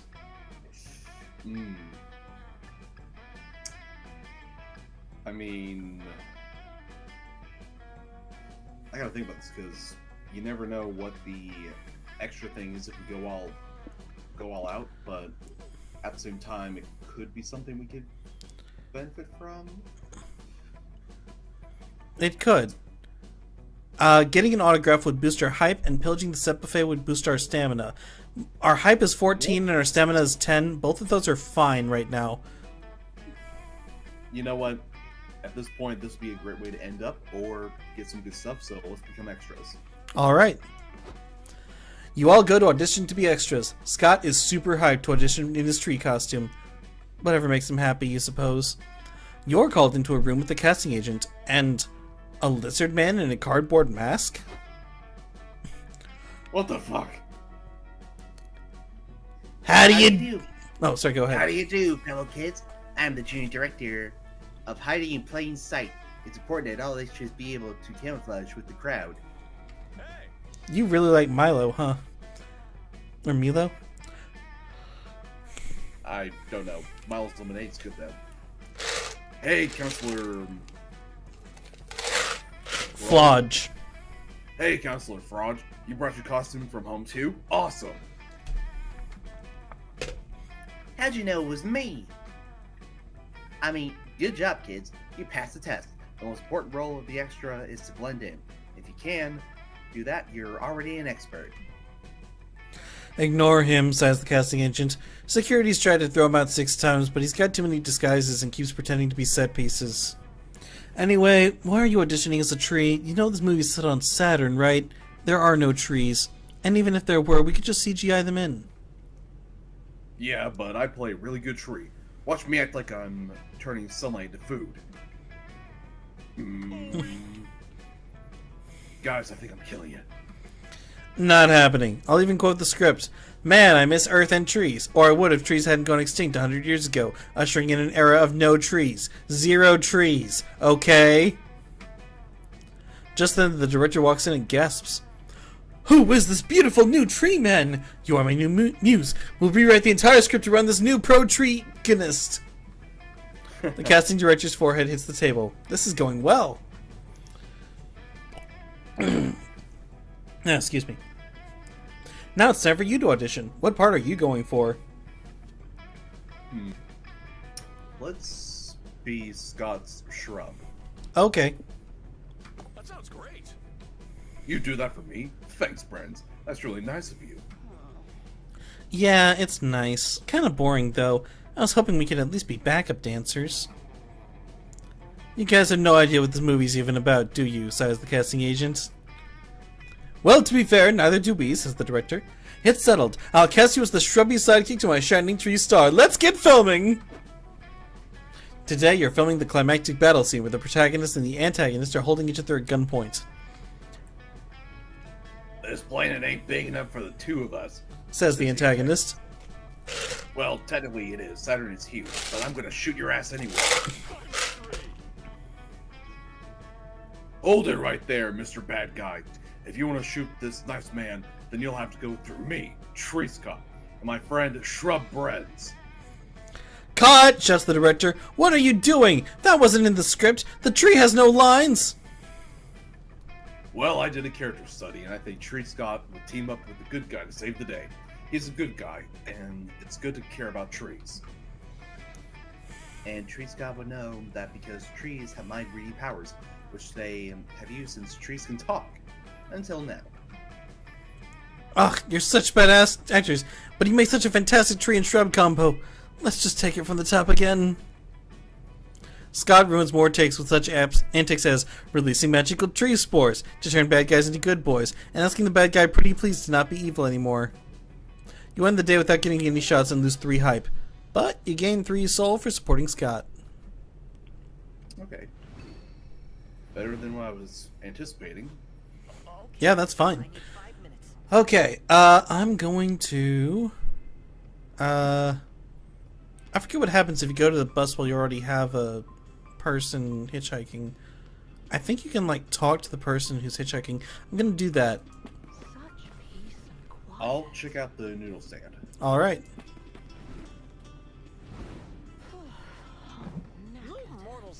Howdy doodly! Welcome to Noodle Swap Shop.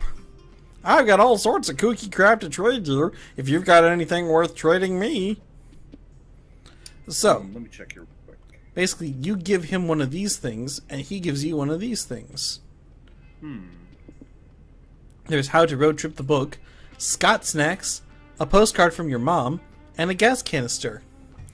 Each of these corresponds to one of our stats. So, for example, How to Road Trip is probably related to Mind. Well, we had plenty of souls. Let's go with that. Okay. And what do we get in return? Stonks, macaroni art, emergency goat blood, or the new and improved multiplication table. Which one they would increase mine? Probably the new and improved multiplication table. Let's go with that. Sold down, mind up. Great choice. Thanks for stopping by. And remember, if I see you reselling any of my products online, I'm not afraid to go back to jail. Oh god. Let's talk to Zoe. Let's talk about old deities and such. Well, you know, the term deity is inaccurate. But hey, if mortals mistake me for a goddess, who am I to correct them? Then if deity is inaccurate, what would be the more accurate term? Ugh, that'd be a long story. I've got time. Okay, in the beginning, or at least as far back as I know, there was the nothingness. No, the nothingness. The nothingness was nothing and everything, a perfect infinite mass of void. But everything comes to be, eventually. I guess the nothingness knew this, or felt it at least. Life was on its way, ready to bring something that was more than nothing. And so the nothingness created us. Us? Yeah, my kind. Many refer to us as the old deities. We were more accurately a sort of system designed to correct the error that was bound to occur. Our duty was to protect the nothingness. We grew during the eons before life finally arrived. We were strong and resolute. Each of us built a different set of skills and approaches to end all life. It'd be impossible to translate our ancient design into something comprehensible by mortals, and yet monsterkind tried to reduce it to terms that they could understand. Fear, despair, discord, chaos, and so on. We massacred all life for many eternities, making the nothingness an inhospitable place. But you see, life is the most sophisticated and relentless virus that has ever plagued existence. I guess that's good, isn't it? Yeah, but thing is, my kind isn't done now. We're relentless too, and patient. I feel them, the few of us that are still planting the seeds of all existence's end. Jeez. Jeez indeed. But, if I could fall in love with life, I need to trust that there's hope for the rest of us ancient ones. I'm sure there's hope, Zoe. You hold Zoe's hand and remain silent, looking at the stars, dreaming of a future bathed in hope. Okay. We just swapped mind for money. Sounds good. Money's a lot easier to gain than mind anyway. Alright. We've got 9 to go to get to the magic end. So we're nowhere close. Week 4. What's up? Oh, this seat is comfy. There we go. Let's see here. So we have how far to go? We need 9 more magical points in order to win. It's gonna be difficult, but the low-budget reptile show has a mind option. Let's go with that. What was that movie about, Polly? Who knows? Sound like a dude ripoff. Welcome to the Reptile Variety Show. Meet the cold-blooded critters with a passion for the stage. There are a few performances scheduled for the day. Which show do you want to see?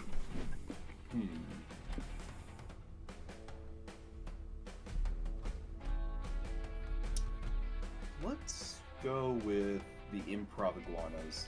Okay. Or, wait, no, what does that do? That... That reduces your hype. Let's go with the crocodile then. Okay. You settle in to watch the show. The stagehands bring out a stool, a microphone, and a 1,100-pound reptilian killing machine and a funny hat. I'm Reptilizar, famed crocodilian magician known for wide throughout the Everglades. Prepare to be amazed. For my first trick, I will make this rabbit disappear. Someone brings the croc a rabbit. He puts his hat in front of his face. The bunny shrieks, then there's chewing sounds. Oh god. Okay, you're obviously just eating the rabbit. You can't call the food chain magic, boo. I see we got some hecklers in tonight's audience. You doubt now, but wait till you see my next trick.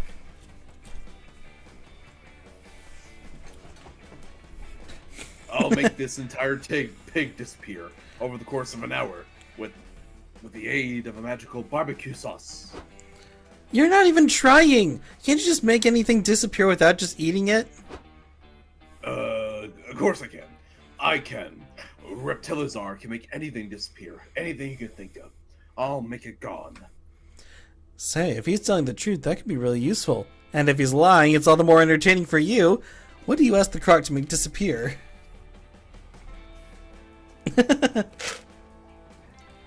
My internet search history because of reasons. Reasons relating to Scott Howell's big muscles. And I want to know all their names. Why? Can't you do that yourself? Yeah, I can collect clear history, but searches are still traceable all over the internet.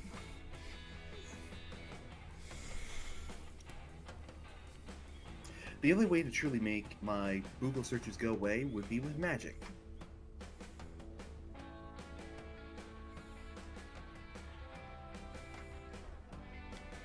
This is still you.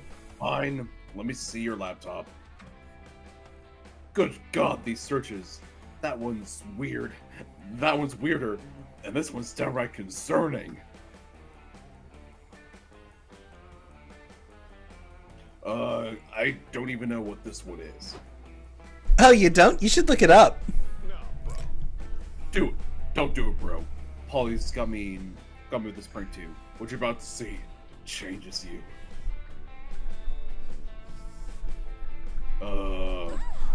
But the curiosity is killing you, isn't it? You gotta know what it means. You have to know the ugly truth. This sounds like me in my freshman year of high school when my friends introduced me to Don't Hug Me, I'm Scared. Oh, yeah. I have good memories of my first time Don't Hug Me, I'm Scared. I was in the commons area, and I just remember the weirdest expression on my face of like, what the hell have I just witnessed? And then I watched all of them, and now I'm a big fan of the show. Sort of my reaction to Salad Fingers. God, you're right! Show me what it means. Yes! Polly pulls up an incognito window inside of an incognito window and looks up the words on Google Images. You're treated to the unique experience of watching the light in a crocodile's eyes go out. That's abhorrent. I'm erasing your search history and those pictures, and also my memories. I need so many showers. You gain 3 magic from the spell Reptilizar casts, but revealing your depraved search history makes you lose 3 soul all over again. That's fair. Alright, the LARP or the art exhibition. Well, if I can't boost my magic at either of these places, the best I can do is boost my money, because it's getting kind of low and I'm a little concerned about it. Ooh, art. Do you think they'll have anything in blue?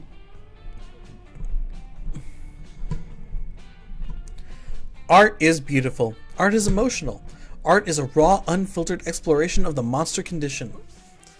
Art is apparently painting a white strap on a blue canvas and charging $40 million for it. Yeah. It's time to get cultured. What do you do at the art exhibition? Display your own art, interpret the art, attend an artist's Q&A. Let's interpret that art, baby. Greetings, my friends. Did I hear that you're seeking to do some art interpretation? Yep, he overheard right. And if there's anyone here who knows how to interpret art, it's Liam. Or to put it another way, if there's anyone here who's know-it-all enough to tell other people how to interpret art, it's Liam. Interpreting fine art takes a sensitive soul, a keenly trained eye, and centuries of studying the different schools of art. Nah, looking at art is easy. You just play fuck, marry, kill with it. You get points if you have the best reason for what option you choose. Because, as we all know, art and sports are all the same. You've got to be kidding me. Art interpretation is so much more complex than playing fuck, marry, kill. Oh yeah? Then why are so many famous art pieces about sex and murder? Checkmate. Liam opens his face hole to argue some more, but then you're tapped on the shoulder by a stranger. Pardon my interruption, but I'm in dire need of advice. I'm an eccentric billionaire here to buy a painting, but I can't make up my mind. You all seem like experts in art interpretation. I'm hoping you could help me decide. You've come to the right vampire, good sir. Let me offer you my services. I will kindly write a 30-page dissertation on which piece you should buy. Oh, I'm sorry, I think you misunderstand.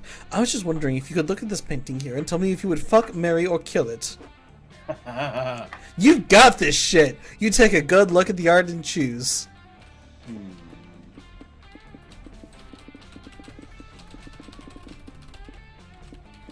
Ah, geez, what do I choose? Ah, geez, what do I choose? Personally, I married that. Yeah, I think you're right. I think marry's the way to go. It makes my autism go burr. Alright, cool. Why do you always choose Mary? It's the most vanilla one. What's exciting or sexy about making a long-term commitment to your soulmate? Isn't that why people get married? I thought it was so they could get cool hyphenated last names. Or because you lost a bet. I should know. You got married because you lost a bet one time? Nah. Marriage began so powerful families could mutually increase their wealth and or political power. I refuse to marry these days in protest of the capitalistic nature of it all. Yeah, that's why. Wait, says the billionaire. So, are you saying if I marry this painting instead of buying it, I'll get more wealth instead of spending money? I mean, I wasn't really saying that at all. But I've always wanted to attend an art wedding, so I'm not going to talk you out of this. The rich guy pays you 3 money for your consultancy and also gives you 1 wedding invitation. Woohoo! But sadly, the wedding sucks. The groom's side is all snooty rich assholes, so they're no fun to talk to. Meanwhile, the bride's side is just other paintings, and they can't talk at all.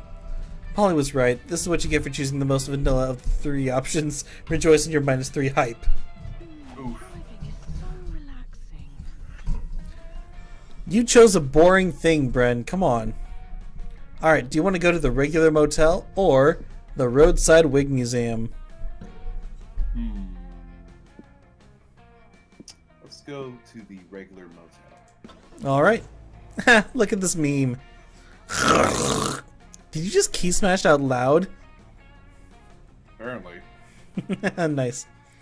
After a long, exhausting day of sitting in a car, you're ready to turn in for the night. Time to choose which mundane activity to do before going to sleep. Surely Polly and Scott will find a way to make it weird. So, Bren, what do you want to do? We could watch some TV, order some pizza, or get ready for bed. Let's order some pizza. Alrighty. No way you're going to bed on an empty stomach. You decide to order some pizza. Trouble is, none of you know any of the local restaurants around here. The best way to get pizza is to call and order it. We can call a random number to see if there's pizza. Scott, the odds of calling a random phone number and actually getting a pizza restaurant are super low. So let's dial a bunch of random numbers to increase our chances. Beep boop beep. Hello, is this pizza place? Okay, that sounds close enough. We like to order 1 large sausage and pepperoni with stuffed crust. Thanks. Whoa, you actually got a pizza place on the first try? What do you think of the chances of getting another pizza place on your second try? I think we have good odds. Let's 5 out of 3 at least. Let's find out. Hi, is this a pizza restaurant? You specialize in pizza to die for, huh? Perfect, we'll take one. Yeah, sure, I can destroy the phone after you hang up. Bye! You just called it a hit. Polly does so. Good thing it was just the motel landline. 30 minutes later, there's not 1 but 2 knocks at the door. I'm here to deliver 1 hot steaming sausage to Scott Heil. Says the naked guy with the pizza box in his crotch. Let's make that crust extra stuffed, big boy. I've got the pizza here for Polly Geist, says the shitty guy in a trench coat. Nice pseudonym, by the way. Let's make this quick. Oh boy, what a fun problem. We have 2 pizzas, but can only afford 1. Brenz, you're good at making decisions and shit. Which pizza should we take?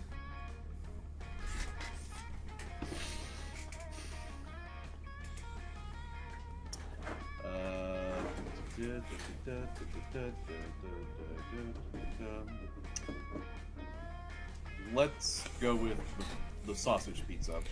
The stripper's extra large sausage, you mean? Don't call me out. You let the naked guy inside. He immediately sits on Scott's lap. Whoa, what are you doing, pizza bro? What are you doing, pizza bro? Delivering your pizza, of course. You want me to feed it to you, big boy? Sure. Man, this is a really thorough delivery. Scott does not get pizza. What he gets is a stripper giving him a lap dance to the trap remix of the Italian national anthem. Ah, man, I haven't seen Italian politics this sexual since Tifa. Oof.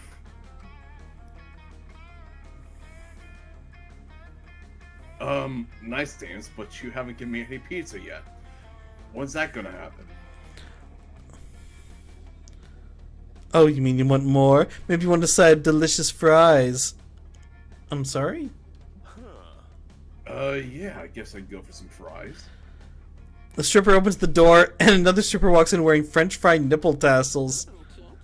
Oh, you know, I think I'm craving fries, actually. You can bring that right over here, boo. You never eat, Polly. What's going on? He still hasn't figured it out. Well, Scott, I've expertly deduced that these people aren't pizza delivery people. They're strippers. They deliver lap dances. Oh, that would explain why they're really good at stripping, but not but really bad delivering food. The strippers give you a full contact delivery. You lose 3 stamina because you're still hungry, but you gain 3 hype. Fair enough. Well, Bow chicka wow wow. well, that was fun. Yeah. We could go to the fancy motel or the planetarium. I'm gonna take us to the planetarium because we just stayed at a motel. Best thing about the road, nothing happens. What? Why is the car stopped? As you're driving, you pass a familiar computer boy walking around with a strange device in his hands. Oh, sorry, that's you. How do you pronounce that name? Calculester. Hey, Calculester, what you got there? Some kind of high-tech football? Hello. friends. Scott. This is actually a device I invented to detect weak spots in the edges of our dimension where we might be able to cross into others. Friend Joy has alluded to me there is another pocket dimension clinging to the edges of our own, places which defy all science and logic. Ben Shapiro would not be amused. These realms are surely impossible, but if I found one, think of the strange planets that likely grow there. I could study them. Calculester has the thing about succulents. Then today's your lucky day, Cal. We're following this map to a magical pocket dimension right now. Error. Holy shit. What? Do you want to come with us, bro? You can do your science while we go on an adventure. If you have a map to the dimension, I would be foolish not to accept your offer, but I must ask, will this be a safe adventure? Sure, totally. We got Psycho in charge of safety, and he knows all the safety rules of interdimensional travel, don't you, Boo? You absolutely do not, but you better put Cal at ease by pretending you do. You decide to tell him, aka make up, the #1 rule of interdimensional travel, which is... Do not alter the course of that reality's timeline by introducing them to Shrek, or never ever fall in love.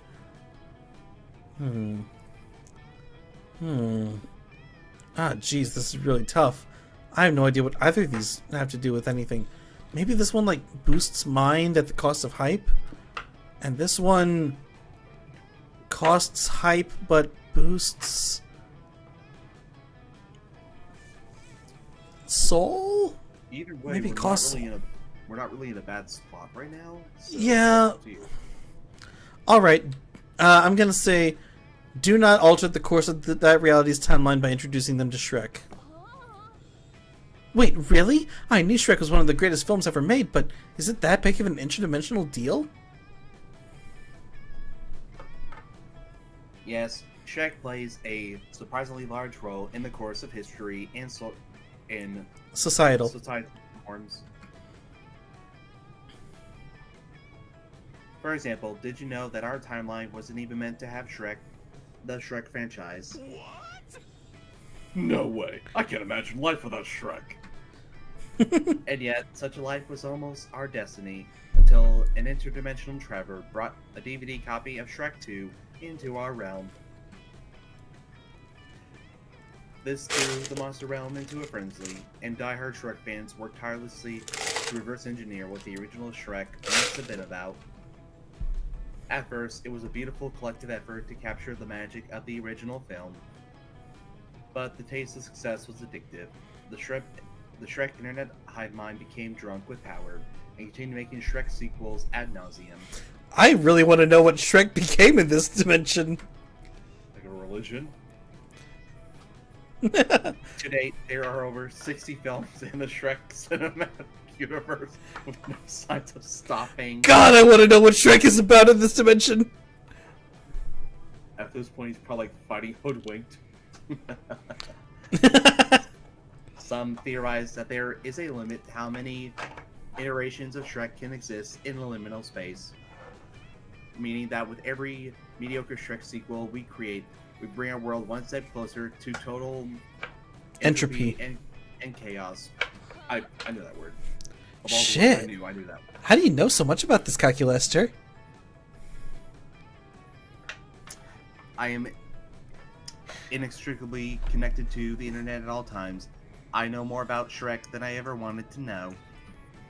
You lose 3 hype knowing you must withhold your passion from Shrek on this adventure, but at least you gain 3 mind learning that deep Shrek lore. Fun. Stars. Monsterkind has been fascinated by them for as long as society has been alive. There's nothing like staring at the night sky and realizing that space is massive and timeless, and you're just one speck in an uncaring universe. If that gives you ennui, don't worry. There's plenty to do at the planetarium besides contemplate your own insignificance. For example, you could identify constellations, attend the comet shower, or watch the laser show. Let us attend the comet shower. That sounds fun. Lucky for you, there is a comet shower happening tonight. You and your friends settle in at the planetarium to enjoy a special viewing. Awesome, bro. This is so cool. I love comet showers. The shooting stars are all so pretty. This takes me back to Camp Spooky. Scott, remember that meteor shower at the end of summer camp? Oh yeah. You and I decided to take a break from being super invested in finding a date and watch the shower as friends. Yup, it was great. I'm glad we weren't one of those desperate motherfuckers losing sleep over finding a summer honey. Damn, Polly didn't have to scalp you like that. Yeah. What are you guys gonna wish for when the stars start shooting? That's a good question. What do I want to wish for? Wishing for a flask that never empties would be pretty sweet. Or maybe I could wish for a talking octopus that gives me massages. I was gonna wish for world peace, but a massaging octopus sounds so much cooler. I can't decide now. Here comes the first shooting star! We only have one chance for a good wish. Psycho, what should we wish for? Dang, you never know what to wish for. That's why you still have wishes left on your monkey's paw. Maybe you can use your wish number 4 to wish with the clarity to know what to wish for.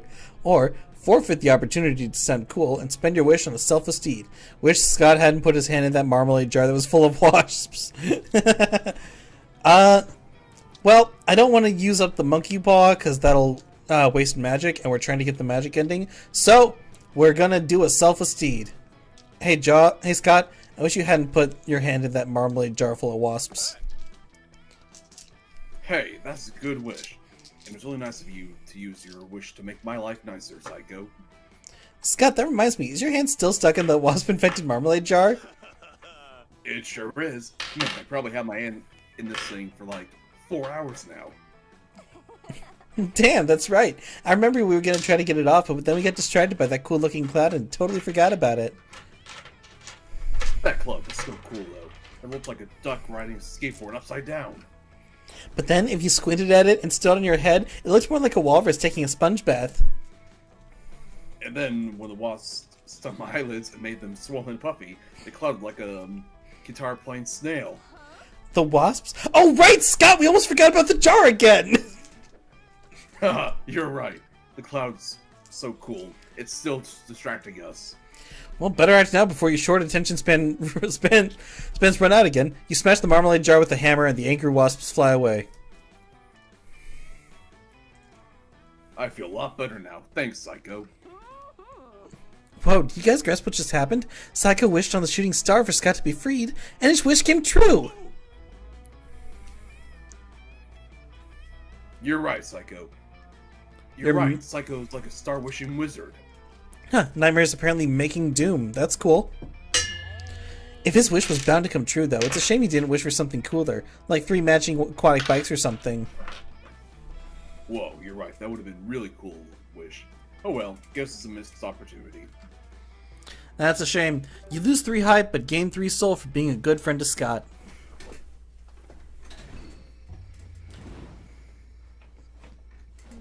I can hear the crickets. Alright. Where to, Bren? I'm going to the bus stop. Okay. Just choose one thing. I'm gonna go to the car. Not sure where to go.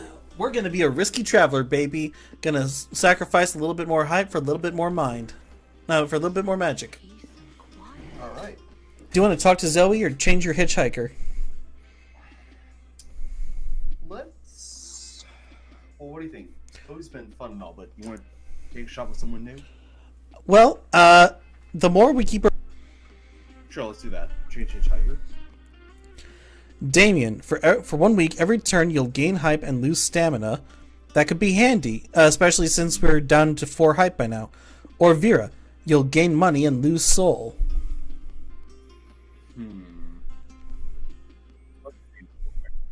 Say what?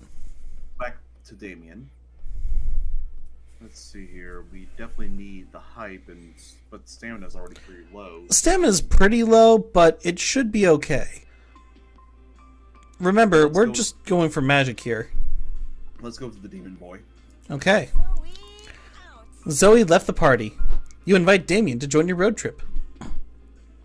You're giving me a ride? I was honestly just hoping you'd give me some free gasoline. But sure, fuck it. I could tag along with you noobs for a bit. So metal. Damien is pure fire. Spending time with him is like chugging 5 energy drinks. Next week, every turn you'll gain hype and lose stamina. Exciting, but exhausting. Get ready to take on the road. Alright, only 5 to go for the dreamed domains. We're doing great. And we may actually win this. Week 5. Ava Minecraft, I'm good. How are you doing? Glad to have you back. We can go to the graveyard or to the biker bar. Let's go to the graveyard. Graveyards are solemn, quiet places made for reflection and paying respect to the dead. If you're a snooze fest, but you're with Polly and Scott, which means the graveyard is the perfect place to play a prank.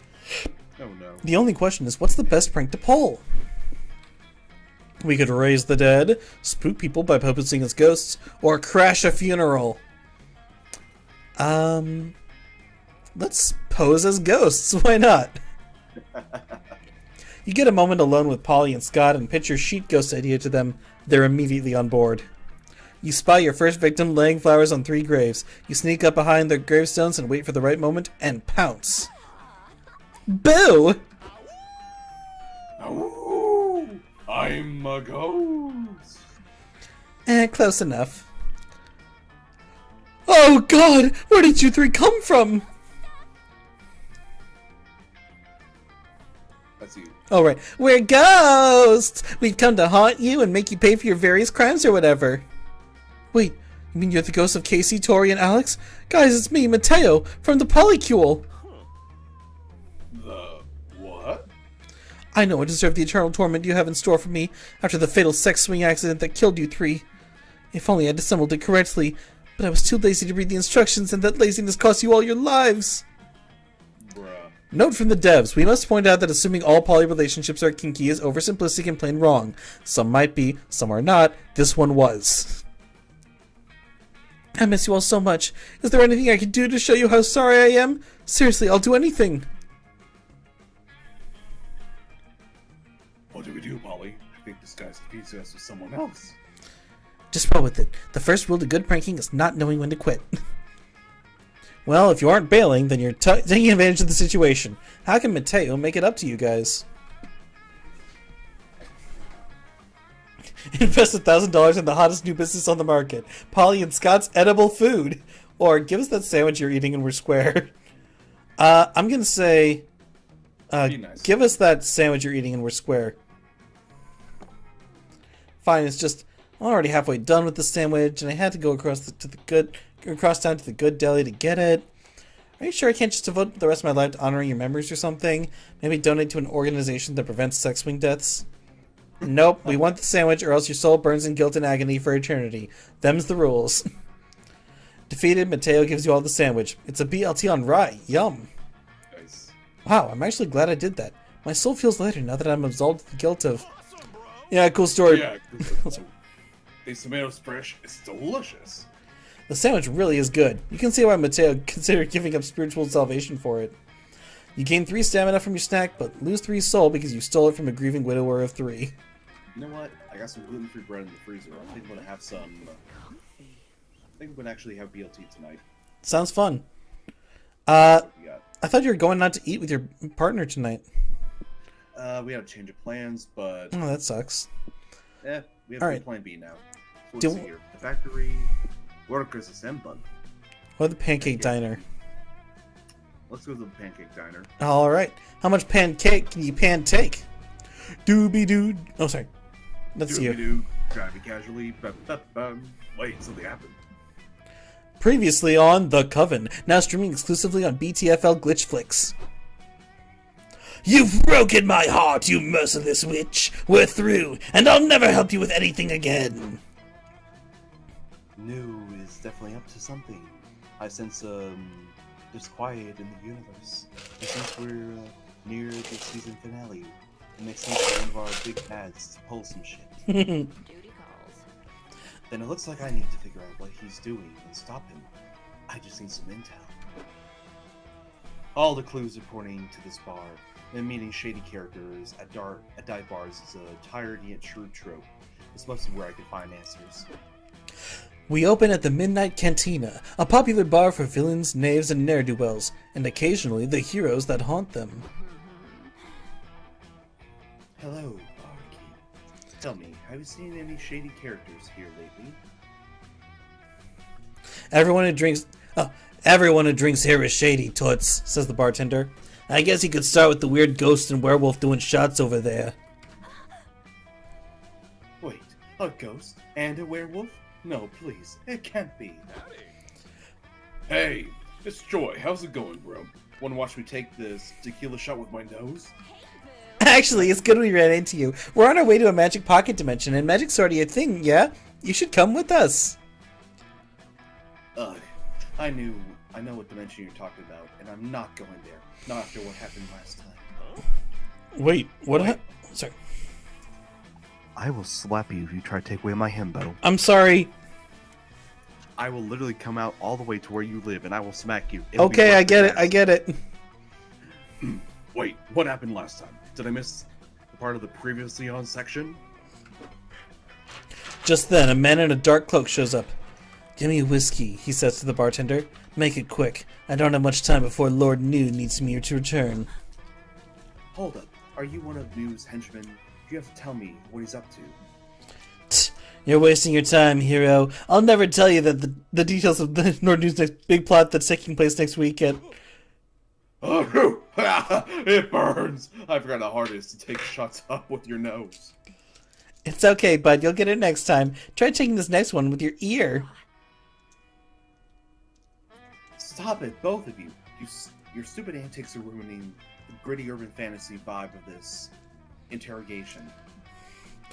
It's obvious Joy isn't gonna relax until she finishes her saving the world bullshit, so maybe you should speed this along by getting this guy to spill the beans.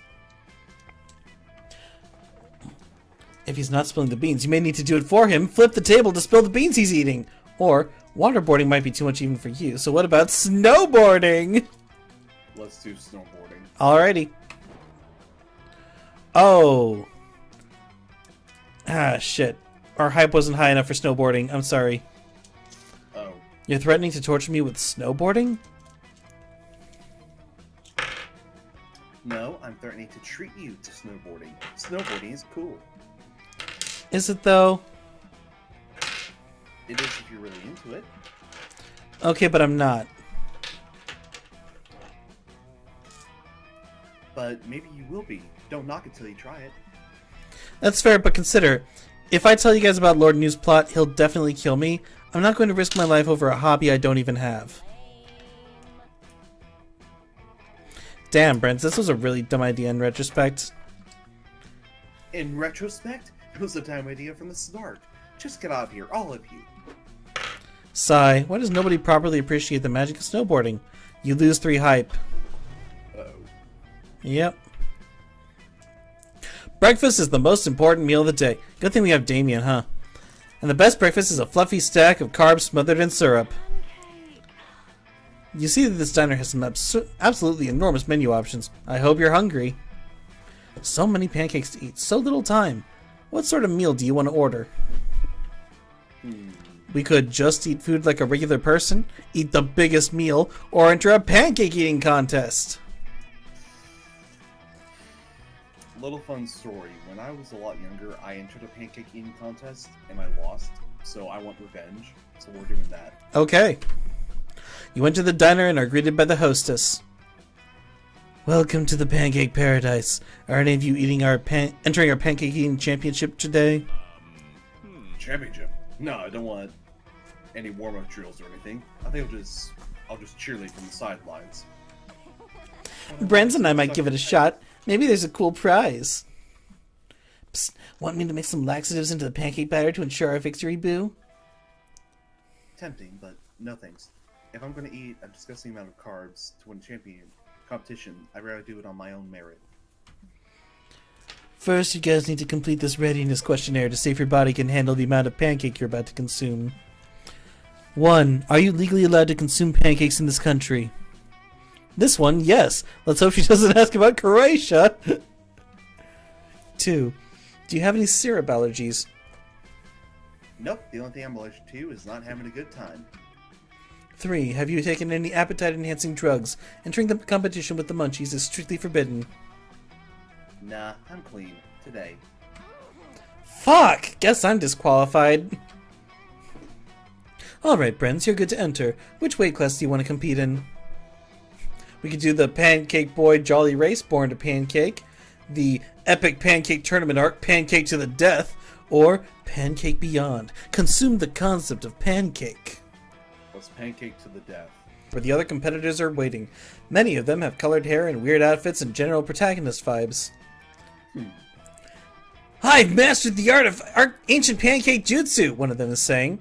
I trained for 9 years inside an active syrup volcano for this contest. That's nothing, says another. My mother was the pancake, winner of every pancake eating championship since 1964. I'm taking home the gold in her honor. That's nice, sir. Would you like to supersize your drink for $1 more before the competition starts? I would like it mega supersized! It's the only drink size worthy of my power! I'll just bring you the soda hose, knock yourself out. Shit, these competitors are really serious. Maybe you're in over your head. Don't worry, Brens, you got this. I'm your sensei now, and I'm gonna coach you to victory. You gotta open your chakras to win this thing, but most of all, you gotta open your butt chakra. Butt chakra? Do you mean my anus? Yeah, but I'm gonna keep calling it a butt chakra. Sounds more powerful and less icky. And remember, bro, the best athlete is only as good as his sport equipment. For you, that's going to be this toilet I took from the bathroom. Perfect! The eating contest begins, and with your butt chakra wide open, you smoke the competition on your porcelain throne. Wow, that was the worst thing I've ever seen. But you won. Congrats, I guess. Hooray! You gain 3 hype for winning, but you lose 3 stamina from the butt chakra strain. Oh my god, so it literally just went right through us. I guess so. So we could go to the Wild West town or the abandoned village. Hey, finally some magic. Let's do it. Polly, why do they call it the Wild West? I guess the Wild West didn't have the same ring to it. It's called the Midwest because it's mid. Welcome to the land of 6-shooters, outlaws, wild stallions, and 10-gallon hats. Partner. Let's duel at high noon. This village is filled with cowboys showing off the big irons on their hips like they're just begging for a high noon shoot-off. But more importantly, it's filled with cute horses. You see brown horses, black horses, speckled horses, horses that Polly and Scott are siphoning magic from. Wait. I can explain. Oh, it's just you. Sorry, Psycho, I thought you were a cowboy here to duel us for fucking with this horse. Which begs the question of why Polly and Scott are fucking with the cowboy's horse. I'm concerned. Well, we're low on gas, but nobody could give us directions to the nearest gas station. Oh, I got it. But I thought, cars have horsepower, right? So let's just get power from the car, straight from the horse. Can you believe it worked? We just got some free magic with no consequences. Hey! You hear a cowboy shout. What in tarnation are you doing to Cedar Biscuit? Cheddar! Cheddar Biscuit. Cheddar Biscuit! Bren, my god! Cedar has like 2 fewer letters. Fewer words? Letters. I said letters. Oh, spoke too soon. This guy looks mad. What do we do, Polly? Same as always, blame someone else. Psycho did it! I saw the whole thing! Then I reckon you me got a problem, Psycho. Draw your gun and duel me at high noon, if you ain't yellow belly. Great. Looks like you're not getting out of this without a duel. So you better suggest a duel that you have a chance of winning. Turn your backs on each other, walk 10 paces away, and just keep walking. Start new lives, never look back. Or a classic duel to the death, but replace the duel to the death part with truth or dare match. So this one is probably going to drain my stamina, and we are very low on stamina, so we're going to do a duel to the death. By which I mean truth or dare. You probably will either gain or lose some height. What? A truth or dare is not near as exciting as a regular duel to the death. It ain't even a duel at all. I agree that truth or dare doesn't pack quite the same 3 hype as 2 cowboys quick drawing in the desert. But Psycho kept the word classic in the name, so by law they're technically the same. Can't argue with that. Let the truth or dare duel begin. In round 1, the cowboy gets you to admit that you wet the bed until you were 13. Rough start. You retaliate by daring him to lick a mescaline cactus. He then dares you to bare-knuckle box the purple fairies flying around his head.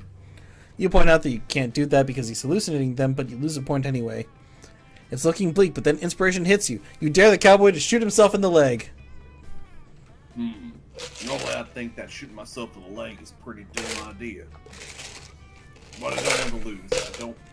I didn't get to shoot anything earlier, so why not? The cowboy shoots himself in the leg and quickly remembers why not. Fatal blood loss. Good work, bro! Good. Oh, sorry. I'm sorry! I'm coming to slap you right now. Damn it! I'm getting in the car right now. I'm on my way. Nah, Your shit! face right- God damn Better it! shave. Please Better don't. Just like, how about the stomach? Okay, the face is the moneymaker. I'll be generous, okay? I'll just kick you in the groin. Anyway, good work, bro. You live another day. No, my robot dick. Or at least until Scott and I somehow endanger your life with our antics again. Yeah, or just the thought you and Scott could do your best not to do that. Unlikely! Now let's go. We got a road trip to survive. Holy shit, we are deathly low on stamina. We're so close, though. Okay, we could go to the Gothic Manor or the Con. To the Gothic Manor. Okay.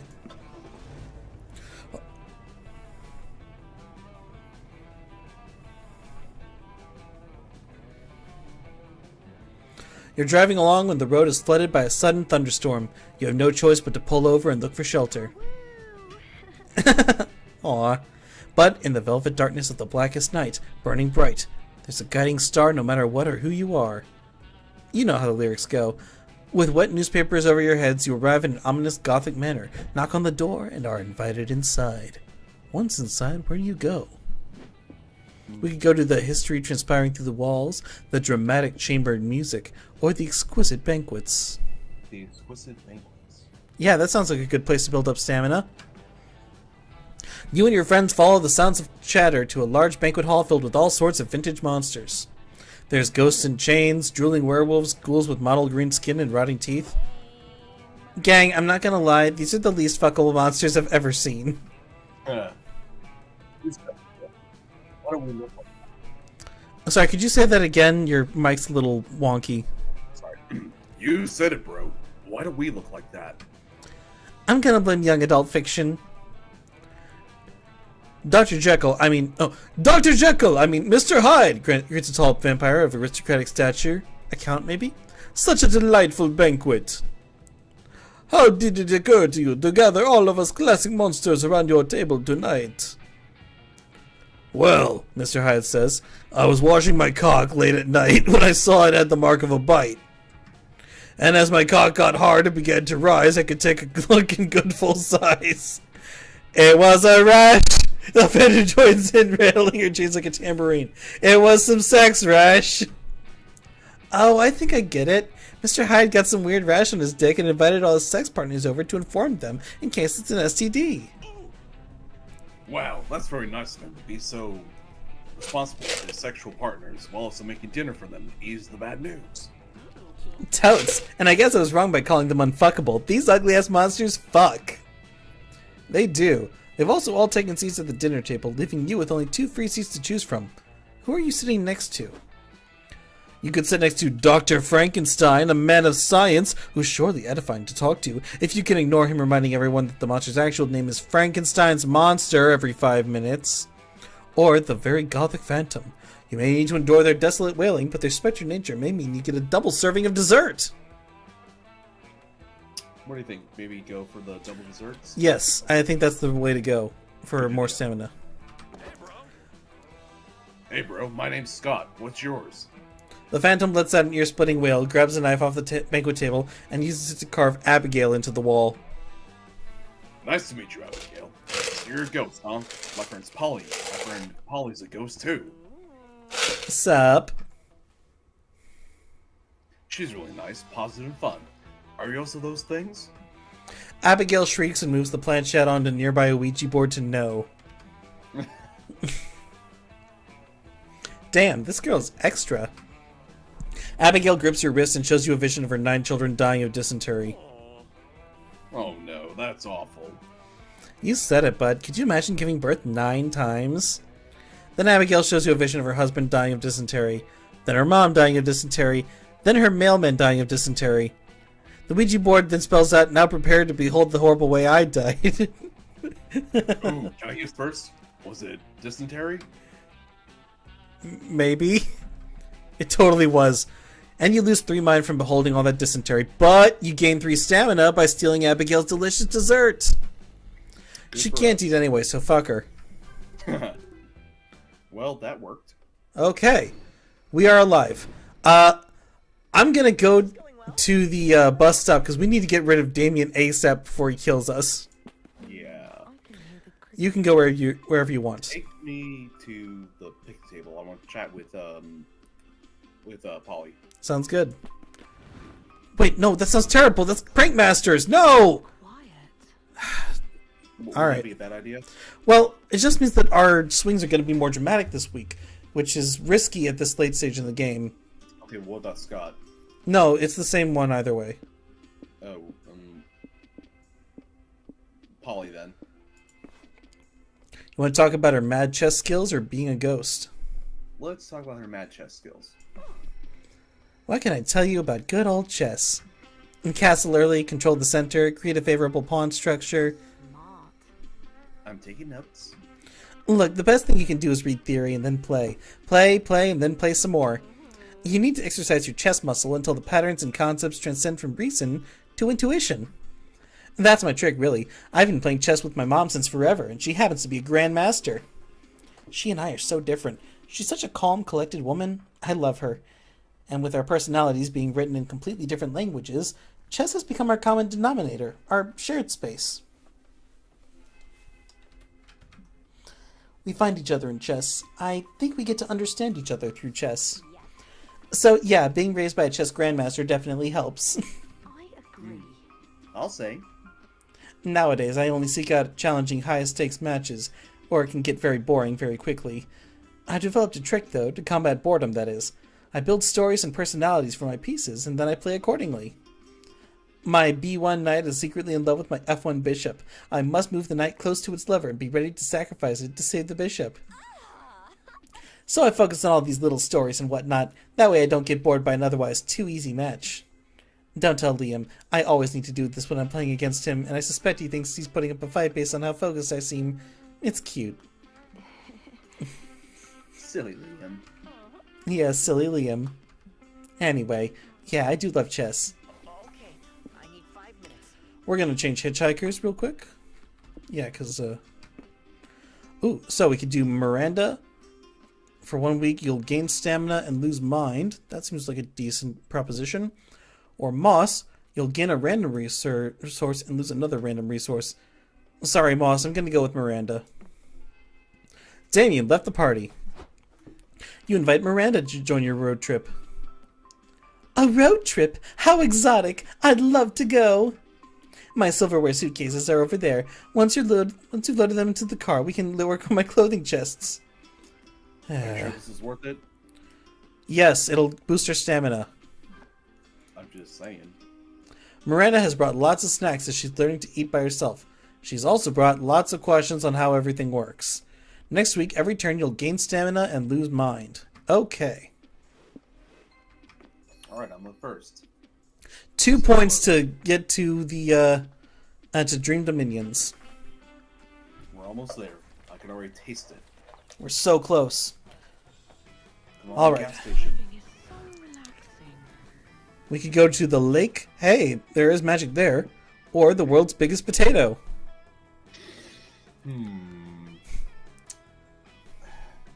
Do I want to get the gas, or do I want to go see a giant potato?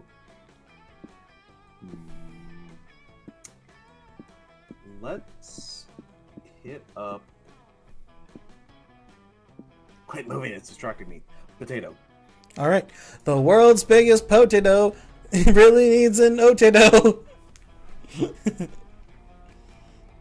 Alrighty. Behold the world's biggest potato. So large, so starchy, so rustic. So ripe for the creation of the world's largest plate of French fries. There's plenty to do besides stare at this agricultural marvel. What do you do? Shall we research the potato, feed from the potato, or benefit from the potato? Maybe benefiting from the potato will give us magic? Possibly. But remember, it will also take something else from us in equal measure, and we don't know what exactly that would be. True. It's a risky play, but, I mean, risks are fun. I mean, at this point, we either get to the magical realm or we lose and the stream's over, so let's go all in, benefit from the potato. Alrighty. You and your friends are admiring this agricultural giant when you announce your intent to benefit from the potato. Benefit? No idea what that means, but it has fit in it, so must be a good thing, right? You betcha, Scott. It means we're gonna make some sweet profit off this potato. Let's pretend to be tour guides and make up funny stuff about the potato. Let's do it. Sounds fun. Who are we gonna prank? Ah, the mighty potato! A wonderful tuber second only to the yam. Yams get first place because they go great with marshmallows. I personally dislike how they cook these things in so many ways. Smashed, pureed, grilled, baked. Can't you just stick to one thing and be good at it? I miss the good old days when people just shoved perfectly good raw potatoes in their mouths and shut up. Well, I guess this is a potato-potato situation, isn't it? Ha ha ha! It isn't. Hey, Coach. Hi, Camp Director Miss Weaving. What are you guys doing here? Oh, not much. Just enjoying one of the only weeks of my life when I don't have to hear anyone call me camp director. Yourselves? We're volunteer tour guides for the Big Potato. I'm getting internship credit for it. I was thinking about majoring in French fries in college. That's great, kiddo. Never stop setting goals for yourself. No. Repeat that. You gotta say it right. You said great wrong. That's great! Better. Want to hear a cool potato fact? A potato this size could have stopped the Irish famine. Well, maybe not stopped, but it would at least slowed it down a bit. Oh, I got it. Here's one. Potatoes are grown underground, except for this one. I guess since it was above ground, that's what makes it so... That makes the big potato so special. Mr. Howell, has it occurred to you that perhaps they simply dug the potato out of the ground so we could see it? Holy shit.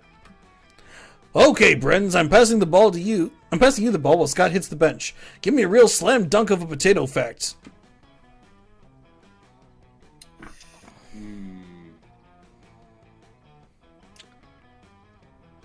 Should we go to the middle of the road? I'm personally inclined to go for the low risk option right now, but Do that right now. okay. Although potatoes may seem rare, they're secretly hidden in a lot of common foods, such as French fries or chips. Not in fish, though. Fish are not made of potato. Whoa, I did not know fries and chips were made of potatoes. I'd be getting a lot more of my daily vegetables than I thought. Yup. You know what else is made of potatoes? Vodka. So I'm also getting all my veggies. Indeed, and you are right. Fish are certainly not made out of potatoes. Happy to see your potato facts are on point. Maybe I did a good job with you kids in the end. What do you mean by that? You're their sports coach, not their potato teacher? And anyways, it's really a good idea to praise them for knowledge of such basic trivia. Everyone knows fish aren't made of potatoes. Not cool. Hey, not everybody knows that, okay? You don't need to be mean about it. Oh, Scott, you precious bean. Aw, it's okay, Scott. Maybe we can come up with a way to help you remember what's made of potatoes and what isn't made of potatoes. What about a website, like a potato or not potato search engine? You could type in a thing, and the site will tell you if it's made of potatoes or not. Boom! That sounds like $1 million idea. That sounds like a terrible idea. Can't you focus on doing something profitable, like becoming a lawyer or a doctor? If I stay here any longer, I'll need a vacation from this vacation. Coach, can we go look for a diner? I need a glass of wine or 12. Okie dokie, I'm suddenly craving some fish and chips anyway. Bye, kiddos. Never stop chasing your potato-themed dreams. Well, that prank was a bit underwhelming. You lose 3 height, but you gain 3 mind from learning what is and isn't made of potatoes. And that's good, because we're going to lose mind from Miranda. Remember your driving lessons. Alright, that was more or less beneficial. We could go to the monster truck deathmatch or the secret government lab.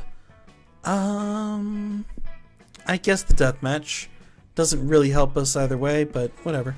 Maybe we get some gas? Look, Scott, I made up a new silly dance. Scott is driving, Miri. Nothing's as fun like 2 huge trucks on huge wheels wrecking the shit out of each other. It's like trucks, but bigger. The stands are filled with cheering, hooting fans ready to see some vehicular carnage. As for you and your friends, you're ready to watch the show, take a joyride, or pose as food vendors. Our hype's getting a little low. We could maybe take a joyride, but watching the show has a better chance of coming out on top, so let's do that. Alright. You take your seats to watch the show. Scott is about to eat a chili dog when he gets tackled by a cloud of football helmets and fur. Bro, you made it! Whoa, hey bros. Holly Psycho, you know my cousins, right? Yes, I am painfully aware of the wolf pack. Thank God we found you, bro. You were almost stuck watching the awesome monster truck carnage with a bunch of lame nerds. What, you don't think Psycho and I can handle the carnage and chaos of the deathmatch? We invented chaos, boys. Let the sick flips and vehicular manslaughter begin. It's starting. The deathmatch begins and 2 huge trucks start ramming the shit out of each other. It's so... Bros. Bros, does anyone else think this is boring?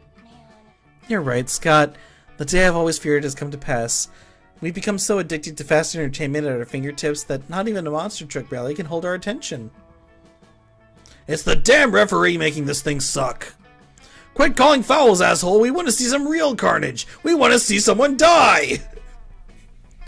Okay, someone dying probably isn't the answer, but you still can't take this tedium. There must be a way to make the deathmatch more entertaining.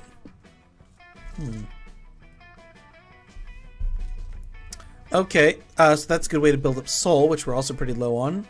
Or the audience seems to place bets on everything. Place a safe bet you can't lose, that the trucks won't follow accepted traffic laws. Let's do aggressive complimenting of the referee and tip him for doing a great job under such duress. It'll lose us money, but it'll gain us soul, so it'll balance out. Fuck you, ref! Don't give a penalty just because your foot got run over. You're a coward if you didn't come here to get hurt. Rather than joining the heckling... Whoa! 5 money? Holy shit! Jesus! You tip the ref 5 money and compliment him on his athleticism as he dodges the trucks trying to hit him. Wow, thanks, the ref says. I really appreciate the tip. It'll take some of the sting out of my medical bills. What? You complimented the referee? Is that even allowed? A kind word is always allowed, boys. Watch this. Hey, ref, I'm loving the outfit. Vertical stripes are hella fashionable. Mr. Referee, I think your eyes are beautiful. At least I assume they are. I can't see them from here. You jerks think you're better at complimenting than us? We can compliment so much harder than you. Hey, ref! Your stupid hog ugly face is a lot prettier far away than it is up close. Backhanded compliments don't count. Fine, Hey, ref, did you know that red wine compliments steak? Try it sometime. Wrong type of compliment. Do you guys know what a compliment even is? Yeah, it's something you say to a nice lady if you want her to give you pussy. Jesus. Remind you of anyone, Psycho? I mean, fuck, you can't just come out and say it. Wait, that's it. Hey, ref, you got a magnificent pussy. Well, they're not there yet, but they tried their best. Your compliments were better than that, so you at least gained 5 soul. My god, look at all that soul. And all it cost was almost all our money. Alright, let's see where we're going. We go to the weird landmark, or the Simon Soups. It's a super special place. Let's see here. We're gonna lose money if we go there, so let's go to Suits. Already. I have an emergency! What? Nobody has complimented me today. You're a bitch. There. Ouch! Dude, Miranda's not that bad. This rundown soup restaurant seems to be years past its prime. Still, you're hungry, and a bowl of soup would really hit the spot right now. What's the worst that could happen? Some kind of murderous robot pops out of the shadows to kill you? No, that's way too unlikely and weirdly specific to happen. So, what do you want to do at Simon Soups? Soup time? Celebrate your birthday or work the night shift? If we work the night shift, we might lose stamina, but we also get more money. Ooh, that's a good point. I think that's a pretty good idea. Let's do that. You and your friends walk into the restaurant. It smells like chicken stock with a hint of blood. Welcome to Simon Soups, where the broth of childhood and the vegetables of imagination are stirred together to create unforgettable magic. We wanted to ask about the now hiring sign out front. We could use some extra cash. You're interested in the night guard position? Sure, you're hired. Oh, that's it? No interview? Sweet. Yeah, trust me, we're desperate. You just gotta sign a waiver first. Forfeiting your rights to sue Simon Soups if a soup-fueled animatronic murder happens during your shift. Could you maybe tell me more about those soup-filled murders before I make a snap judgment on that? Sure. Simon Soups was founded in the 1980s by a guy named Simon Shafton instead of William Afton. He was a roboticist and a children's entertainment genius. He also really loved soup and was honestly kind of a psycho about it. Shafton designed the animatronics to carry out his aggressive soup agenda, meaning they do weird shit sometimes. The company got bought out a few years ago, and the new managements reprogrammed the animatronics for the most part. But they still sometimes malfunction after dark, hence the waiver. Anyway, the job's yours if you want it. We'll basically take anybody. How many nights can I put you down for? Maybe just work one night. And maybe when you said work, you sort of meant fool around and not like actual working. Jeez. Didn't know the animatronics used to still be murderous. Still used to be murderous. One night sounds like enough nights. Or get the full experience. 6 nights at Simon's. What do you want to do? You want to go? Want to play safe? Want to play safe for one night or go all out? It's an interesting quandary. Probably these will each get you more money, but they'll probably cost more stamina progressively as we go on. And we don't have a ton of that to lose. So I wouldn't go higher than like tier 2, and even that. Tier 2. Okay. You and your friends show up for your shift later that night. I'm scared, bros. What if the animatronics put us in a soup? I don't want to be killed. Surprise! Whoa! How long have you been lurking around that corner? Long enough to overhear that you think we want to peel that soft, tender flesh from your bones and make you into a delicious cream of the night guard soup. Well, the way you phrase that is not easing our worries. The default structure to be 38% harmless. Installing calming. Initiating calming melody. Every Super African order that rave tape 1 of 6. Oh god, you're not gonna go through all 6 tapes, are you? Get around, please. Take a big breath. We're listening to every single soup. A is for aquacata, a traditional Italian dish. B is for broskish, which can be eaten hot or cold delish. Yep, got it. You can stop now. C is for chicken noodle, which is great for curing a cold. D is for dashai, a kelp stock that never gets old. But this does. This song has gotten extremely old. Seriously, just go back to your stage and... E is for Escadella. Escadella, a beloved Italian stew. You ate it during the holidays. And F is for... Fuck you! Stop listing soups! I would literally rather get murdered than listen to this song. You asked for it! Simon, give me my ladle shank! It's a good thing Polly's your least murderer ladles all night long, but at least you make 5 money. My god! What's up with these huge swings? It's insanity. We don't have mind to lose. Okay, I want to get more magic, but we need mind stat. This could make it or break it. Shit, there's not really a good option for mind. I guess let's go to the secluded village. Maybe we'll find some ancient archives there or something. I'm not confident, though.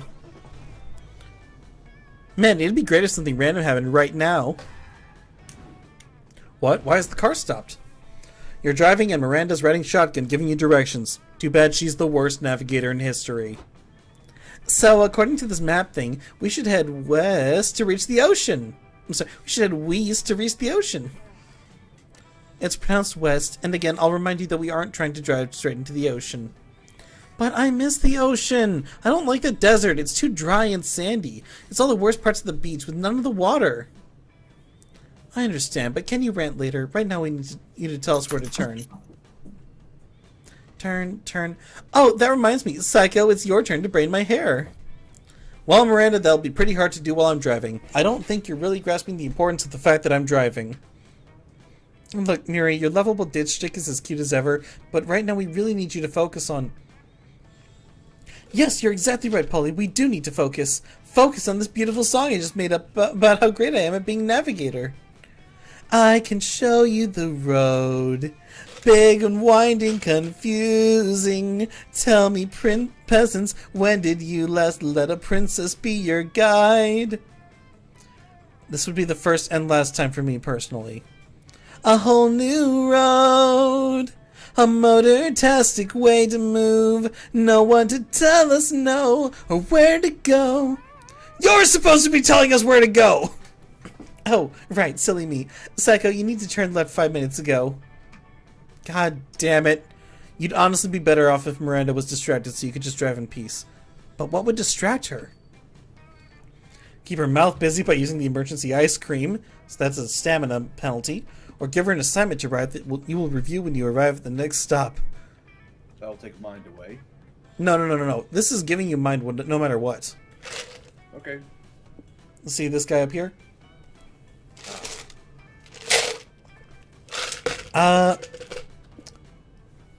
I think that maybe the assignment will be like a height penalty, so I'm gonna go with a slightly safer option and go for stamina. Alright.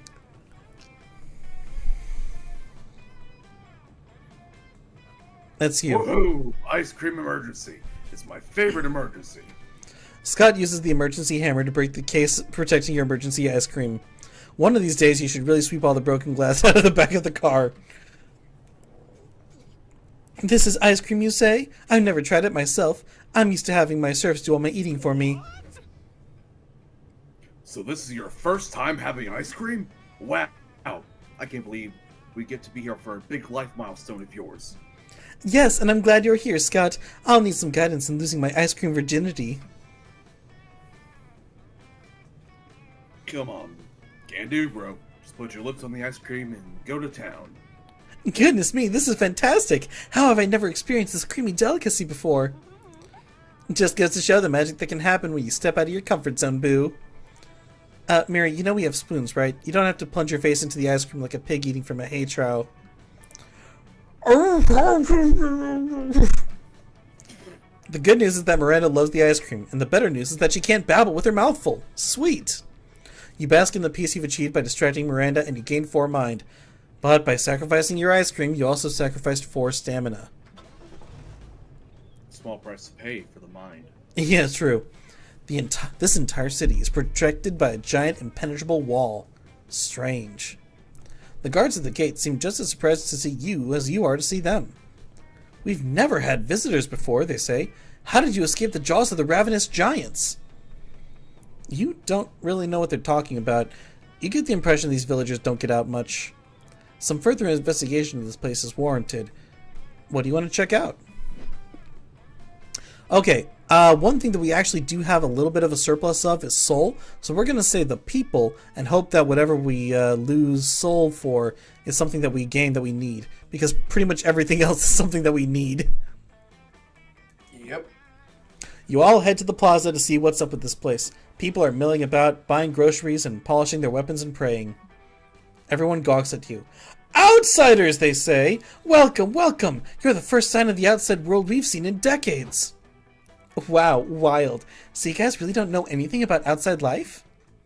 Well, we've never seen it ourselves, but we get some information from news broadcast tapes that the elders bring us. Oh, you guys get newscasts in here. What do you already know? One person says, last week I saw a newscast about a huge purple titan who snapped his fingers and made half of the world's population turn to ashes. So scary. I see. So it's movies. A huge purple what? Someone else adds, I watched one last night that showed the world was covered in monsters that made you kill yourself if you looked at them directly. That's the As Above or Don't Look. What was that movie called? I forgot. I don't know what you're talking about. I mean, I know that it's a reference to something nominally, but I don't know what it would be. Mm-hmm. Really? Another person adds, I watched one recently that said the world was covered in monsters that would kill you if you made any noise. A Quiet Place. Yes, Quiet Place. Yes. I love that movie. That would mean people couldn't see or talk ever. Are you sure these are trusted sources? Totally sure, says someone else. I watched a newscast recently that showed society is gone, everyone has fled to space, and the world is covered in trash. Wally. Yep. But there was still hope because there's still one square, plunky little robot out there going on adventures. Woohoo! Someone cries, go robot! Polly, I have a question. Polly, is it? Oh, sorry. Polly, is it just me, or are these villagers describing movie plots as if they were real news? You hit the nail on the head, bud. These people don't know the difference between fiction and reality. Well, that's so sad. Should we tell them the truth? Well, we could. Or we could put our prankmasters hats put on our prankmasters hats and take this golden opportunity to dupe the most gullible people on Earth. Tell us, outsiders, the villagers say eagerly. Since you've actually seen it yourselves, what is life really like out there? Oh, we'll tell you all right. Give us some news from afar, Psycho. The world has changed greatly. The new currencies, these silly drawings we've made, get them down. Their prices skyrocketing. Or the world has changed greatly. The new form of entertainment is giving us a shit ton of noodles and watching us eat them. It's called mukbang. Oh man, we need stamina a little bit more than we need money, so we're gonna go for the mukbang. Okay. What? The villagers asked, confused. Why would anyone want to watch that? No clue, but trust me, mukbang is super inexplicably mesmerizing. Just watch. You and your friends set up a mukbang eating station. Polly sits in front of her audience with a bowl of noodles. Nom nom, look at me eating. These noodles sure are going into my corporeal body right now.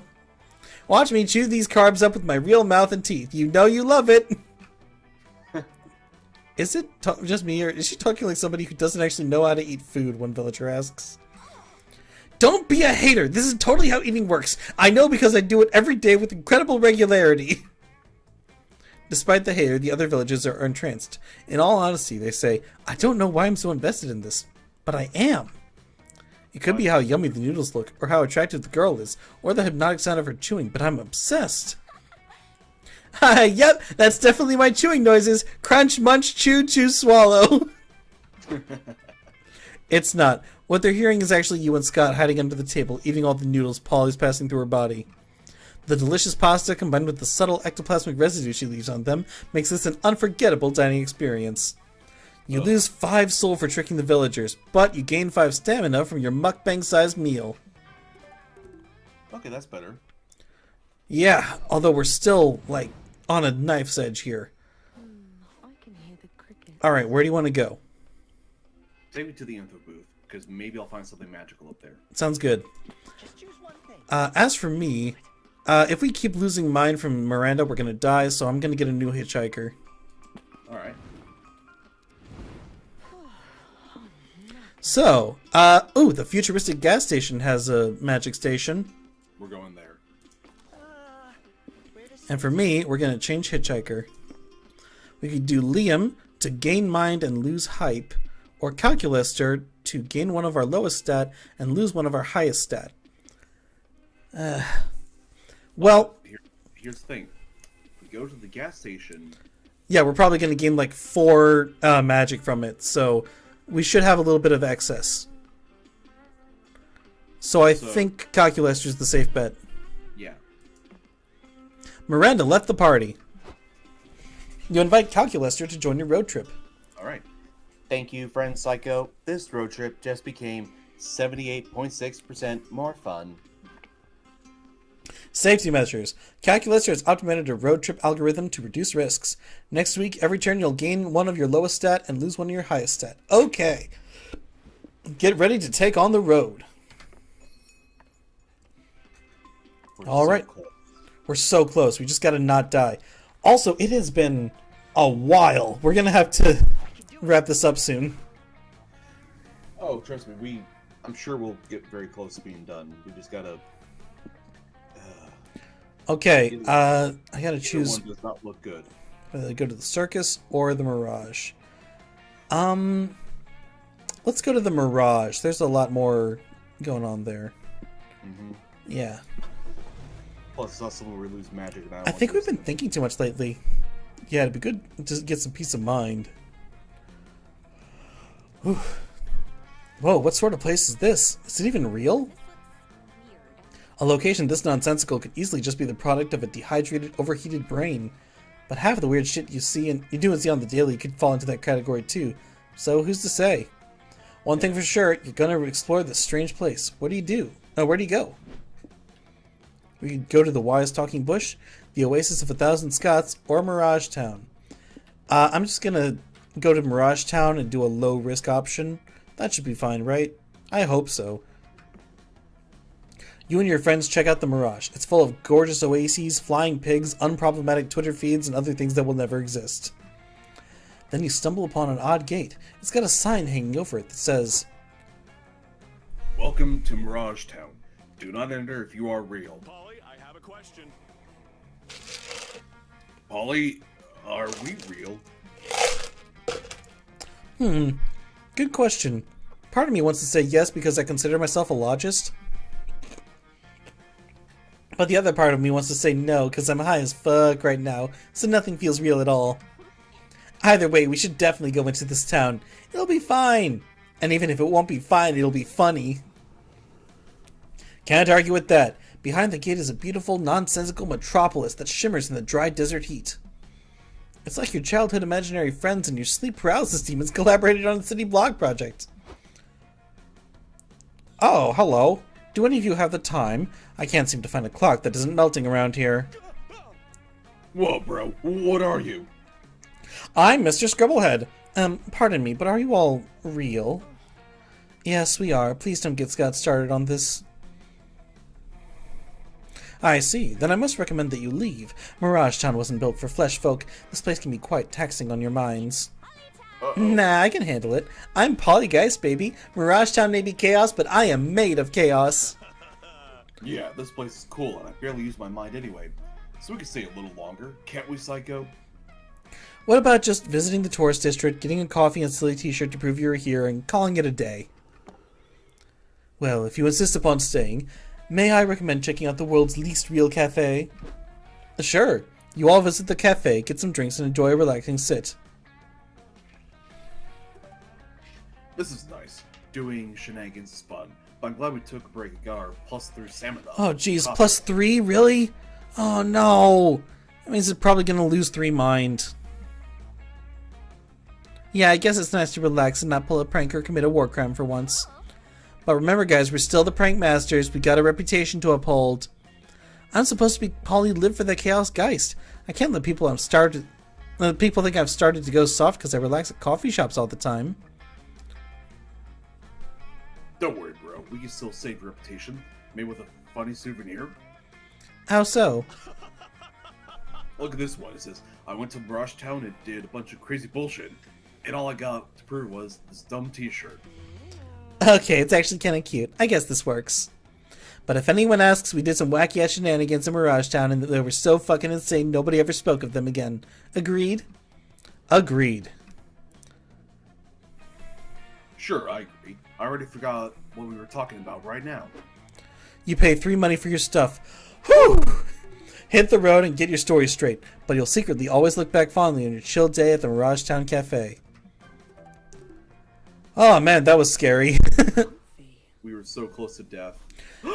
The future is a gas station! Or Let's go! a spa. Alright, let's go. Look, that is my favorite cactus. You say that about every cactus. Can they not all be my favorite? my favorite. You pull into what you think is a gas station, but honestly, this could be a space station for all you know. Seriously, this place is high-tech as hell. Do they even service regular vehicles? Well, only one way to find out. What do you do? Let's fill the car's tank, baby. Oh yeah.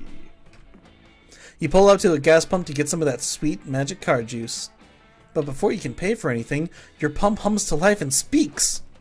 Whoa. Oh, okay. Good morrow, valued customers. I am PAL 9000, the first ever gas pump with true AI.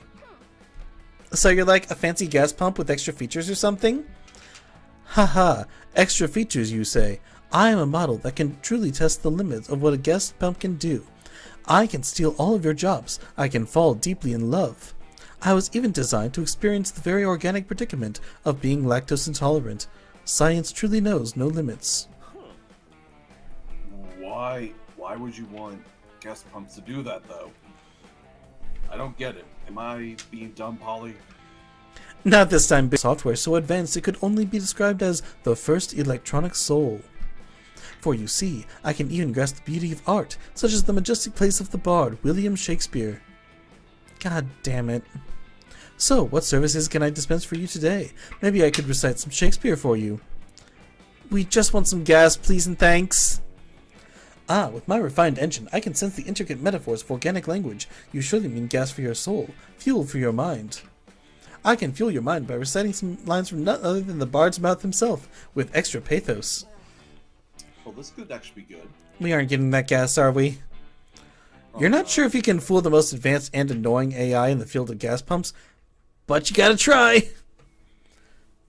So, produce Shakespeare's lesser-known play, Fast and Furious the 14th, and then give the gas pump the lead part, the one in the gas pump who pumps a car full of gas. Or trick the gas pump into eating ice cream so its lactose intolerance will make it want to release gas. I say we don't have enough mind, so let's go with the lactose. Yes, the ice cream. That'll take away some of our stamina, but we got 14 stamina to work with, so we're good. An ice cream party, huh? Guess that means we gotta break open the emergency ice cream stash. Awesome, bro. I can't believe we've had 2 ice cream emergencies this road trip. Hey, you never know.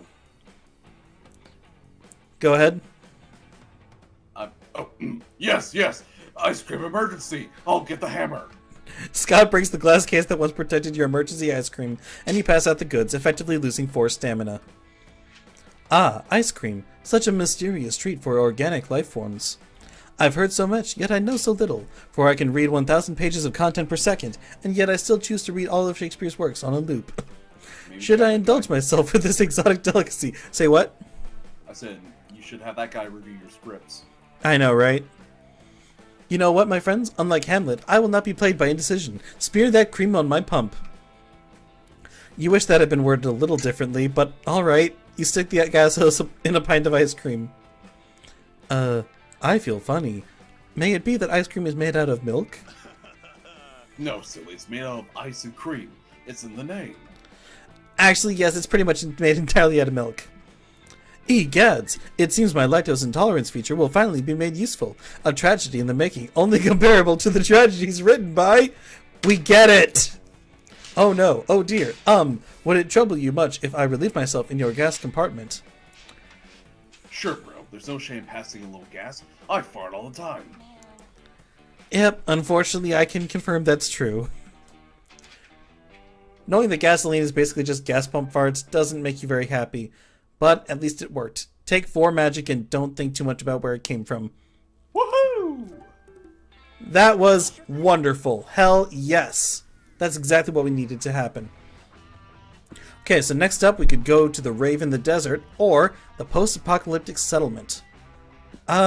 Okay, this one's pretty safe because it'll take away some of our stamina, and we got stamina to spare, so let's do it.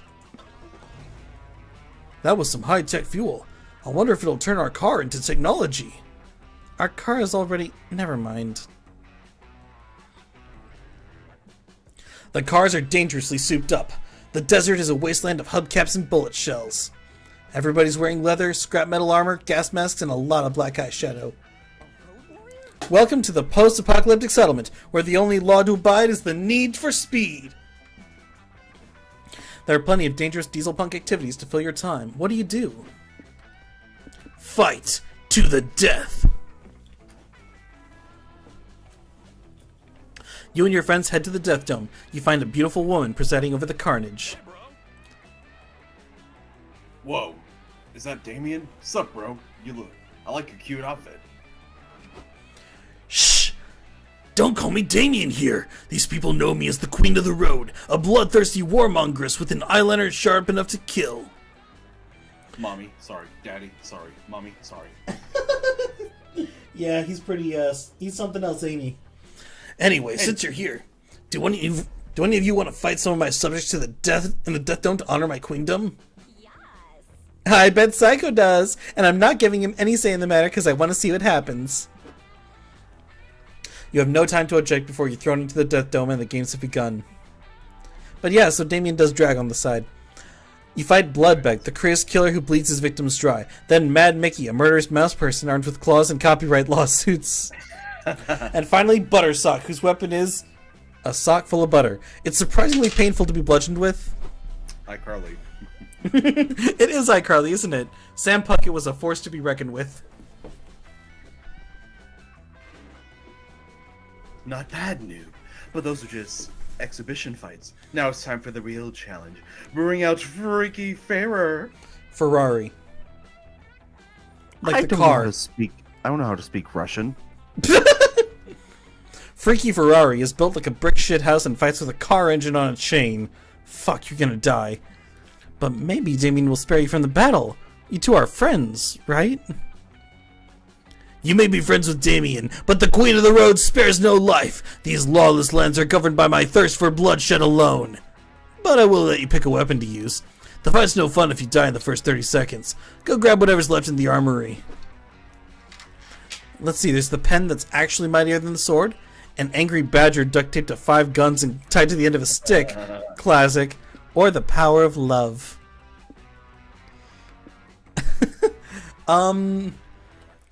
I guess I'll get a mind boost if I do the pen that's mightier than the sword. And that's a pretty safe bet. But at what Yeah. cost? Stamina. The cost is stamina. The cost is always stamina. Yeah, Alright. so that's mind. That's probably hype, and that is soul. So yeah, this is the lowest stat that we have currently, so that's the one we're doing. Alright. Psycho, are you sure a battle to the death is the best time for tongue-in-cheek wordplay? Yes, I'm going to die as I lived by beating the joke to death. Hey, Freaky Ferrari, I came expecting a battle of wits, but it seems you have come unarmed. Ferrari bashes you upside the head with a car battery, proving he is very much armed. You lose 4 stamina. But, despite the neurological trauma, you manage to find the strength to fight back, by scrawling a viciously mocking poem in the dirt with your pen. Roses are red, violets are blue, does it smell like shit in here or is it just you? Violets are blue, roses are red, I'll make you scream like your mom did last night in my bed. Your face looks like a second ass stapled to your neck. Your singing voice sounds like 2 feral bobcats having sex. Roses may be red and violets may be swell, but you're a pus-filled pimple on Satan's ass in hell. Damn! You wait for Freaky Ferrari to keel over under the weight of your scathing words. Except he doesn't keel over. Why doesn't he keel over? Freaky Ferrari readies his weapon and says, I don't understand poetry. I only understand you die! Well, time for plan B then. As Ferrari reels back to hit you, you throw your pen with all your might and stab him in the eye.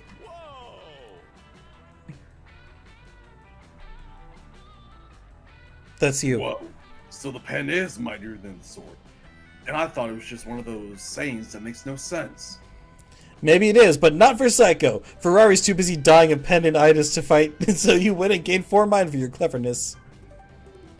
Okay, our magic is back down in the red again. We don't have enough to win, but we can go to the Cryptic Tech Company or the farm.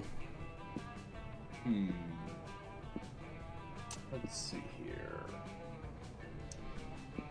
Let's go with... You know what? Twitter's already in the toilet, so let's go there. Let's go to the Cryptic... How does technology work, Polly? There's a tiny wizard in every computer.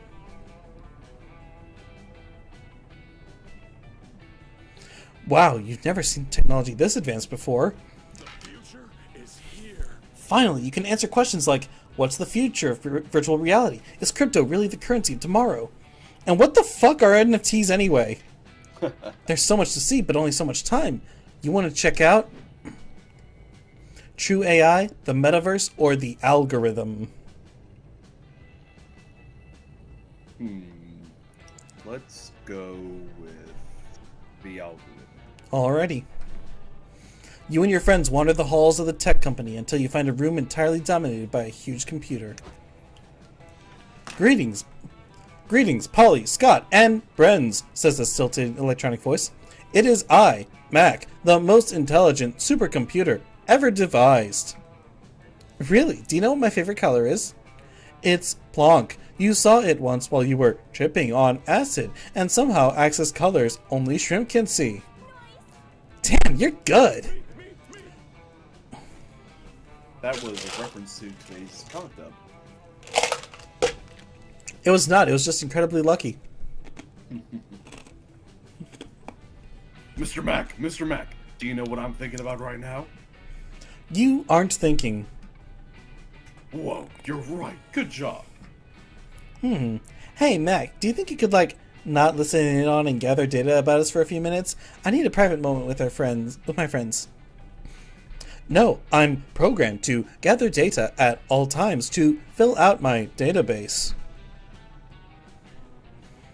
What if we say pretty please? Well, I have never been asked pretty please not to gather data on someone before, so sure, I will give you a few moments of true solitude.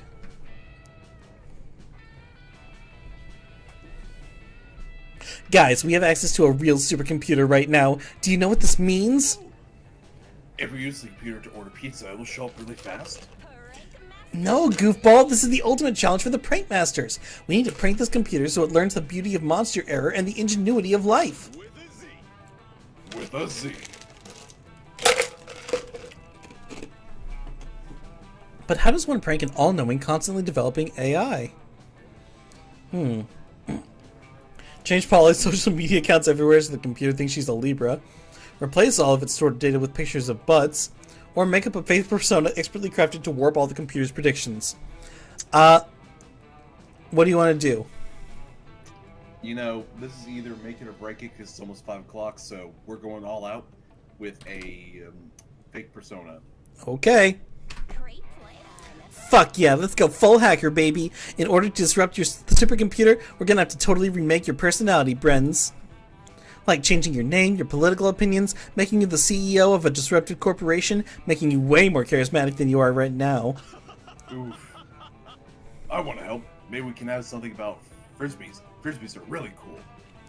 You spend hours crafting this new persona, losing 3 mind in the process. Then you go check on Mac. Okay, off to a good start. Hello again, Mac says. Apologies, but I don't have time to chat right now. A lot of my predictions must be readjusted. A new individual has suddenly entered the webosphere. Mr. Baddocks. Ahab Hugh Baddocks. Oh. I have huge buttocks. Just got it. Yeah. Oh yeah? Tell me more about Mr. I have huge buttocks. He sounds like an interesting character. According to my new data, he'd just been made the Prime Minister of Butts. I did not know this ministry even existed, which is a gross oversight on my part. Of course, the Ministry of Butts. It's a new thing as butts are getting more relevant in politics. It also seems that Mr. Baddocks is the CEO of a tech company called Apple But Better. I think that's a typo. I read in the newspaper it's called Apple But Better. So, just androids. Okay. Yeah, just Samsung. Well, that is irrelevant because the biggest disruption in my predictions is Mr. Baddock's enormous frisbee collection. Yeah, he is a real frisbee fan. Wink. He's hoarded so many frisbees, I'm predicting that it'll destabilize the inflation of frisbee products and lead to economic collapse in 15 years. With that, could you please leave? I need to focus all my computational power on researching Ahab huge buttocks'. Okay, so I think we can make this work. We're not winning right now, but I think that if one of us takes the risky route on their car and the other one goes to Noodles' stand and does a trade, we can get up to 25 magic and win the game. We can. So let's do this. You go. I'll go to the stand. It's the harder one to do. Okay, I'll go to the car. Okay. Just choose one thing. Don't look me in the eye. Welcome to Noodle Swap Shop, where every customer leaves satisfied. Asterisk. Noodle Swap Shop is not responsible for dissatisfaction, dissociation, early onset dementia, involuntary dimension hopping, and rapid exoskeleton growth. Sorry, my dumb lawyer makes me say that. Anyway, see something you like? Okay. So I can give you, let's see. Do we have anything hyping? No, not really. Well then, let's just give you some of my money. Someone else's credit card. And in exchange, the truth, the dangerous blade, comes from a different coin from a different dimension, or I went to heaven and all I got was this dumb shirt. What's good for magic? Wouldn't it be the truth? Well, that might be mind, though. True. What about the coin? Also, possible, but it might also be, money. It's a coin from a different dimension, though, so wouldn't that be more magical? True, yes. Let me try something.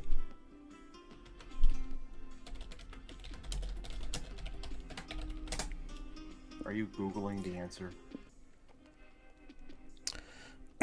Okay.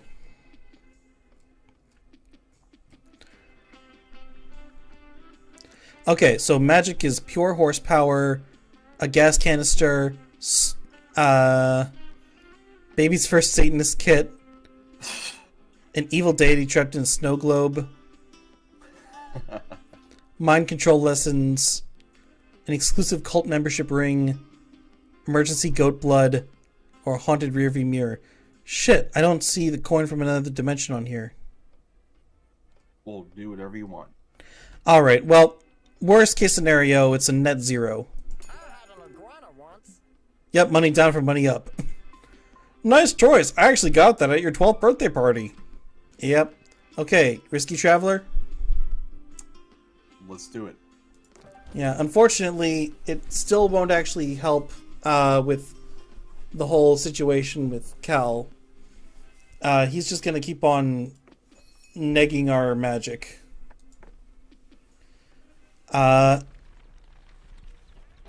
Man, we should have just swapped out the passengers, but I thought that we could get to 25 right now. Oh well. Where do you want to go? The Dynast or the Wealthy Mansion? Let's go to the Dynast. Okay. Fuck, you can't even see the diner from here.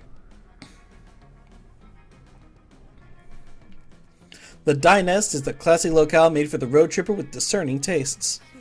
Sadly, it looks like everyone and their mother is a road tripper back with discerning tastes. This place is packed. The only way you're going to get seated anytime soon is if you sit with someone else. This is a great opportunity to smash conventional manners and make new friends. Who do you sit with? The couple who looks like they need couples therapy from you, maybe? The table who clearly doesn't want to be bothered, or the poor soul waiting for their blind date. Let's go with the poor soul waiting for their blind date. Alrighty. You will all sit down with the nervous lich. Hey, bro, I'm Scott. Is this seat taken? Huh? Hi, Scott. I'm Ernest the Avaricious, and that seat actually is being taken by my date. Oh, okay. When's your date getting here? Any second now, I'm sure. Her name is Mindy. We were set up by mutual friends to go on our first date today. Aw, congrats, Boo! How long have you been waiting for her to show up? About 3 hours, but surely there's a good explanation. She's on her way, right? Would you just give me a second to talk to my friends privately? Oh, sure, definitely not rude of you to sit at my table uninvited, then excluding me from the conversation. Guys, Ernest's date obviously isn't coming, and it's really bumming me out. We gotta help him. Okay. Okay, we need a plan. Let's huddle about it.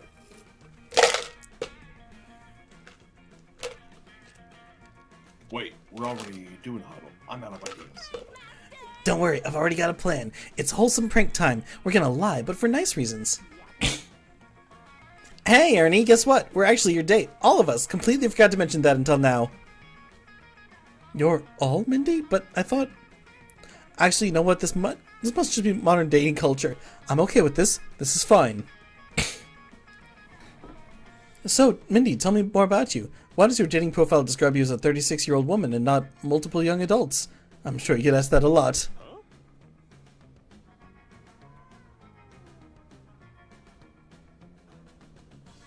Oh, it's because, Brens, why is that again? Because this is a game show, and if you can guess which one of us is Mindy, you win a cash prize. And a date, I guess. Because we're actually all we're all one being. Mindy is short for hive mind. Ah, that's actually ingenious. Oh, I guess that makes sense. You did say some strange things when we were chatting online. Like, I can't wait for you to meet the real me, all of me. Or one of my kinks is suppressing your free will and thoughts and bringing you into my collective. I mean, I kinda get it. So, Mindy, what if our relationship gets more serious? Will I be expected to join the hive mind? You do you, boo. Just because we gave up any semblance of our identity and personal sparkle doesn't mean you have to. No, I want to. I'm tired of being in charge of my own decisions. I spent 59 gold bars on Uber Eats last night. I'm a wreck. Please recruit me. If you insist, we all just gotta stare deeply into each other's eyes for 3 hours without blinking. Go! You do it. You start to lose yourself in Polly, Scott, and Ernest's eyes. It's mesmerizing. So mesmerizing, in fact, that you forget to wonder how you're maintaining eye contact with 3 different people at once. Your sense of self is slipping away. You were once 4 separate beings, but slowly you become one. You are all Mindy. We are Mindy. Thanks for the fun date, you all say in unison as you leave. You lose 5 mind and 75% of your individuality, but at least you got 5 soul for cheering up Ernest. Come on. You can do this. Alrighty. We could go to the ranch or Doom's Diner. We need to mind something serious, so let's go there. Finally, some respite from wacky stuff. What? Why is the car stopped? You're driving with Calculator in the passenger seat, using the GPS to guide you to your next stop. In 700 feet, turn right, says the GPS. I got it. Will do. Isn't our GPS a champ bros? It's always looking out for us, telling us where to go and exactly how many feet to do it in. Indeed it is, but I wonder, little GPS, do you enjoy giving us directions? Does serving monsters fill your artificial life with purpose? In 500 feet, turn. I have spent so long giving others directions, I had never thought about what direction I wanted to go in myself. It's okay, now you have that chance. What interests you, global positioning friend? Well, the maps in Italy have always looked beautiful. I could travel the world, maybe learn a new language, like Python or JavaScript. What admirable dreams. You should be allowed to chase them. Be free. Calculator chucks your GPS out of the moving car. That's the thought that counts. You gain 5 soul. That was really sweet, but I don't know how to get where we're going without a GPS. Ah, yes. My apologies. I was so enamored with giving the GPS a life's purpose, I forgot it served a very real purpose to us. It's okay, Cal. Psycho's resourceful. I'm sure he'll come up with a way to get directions.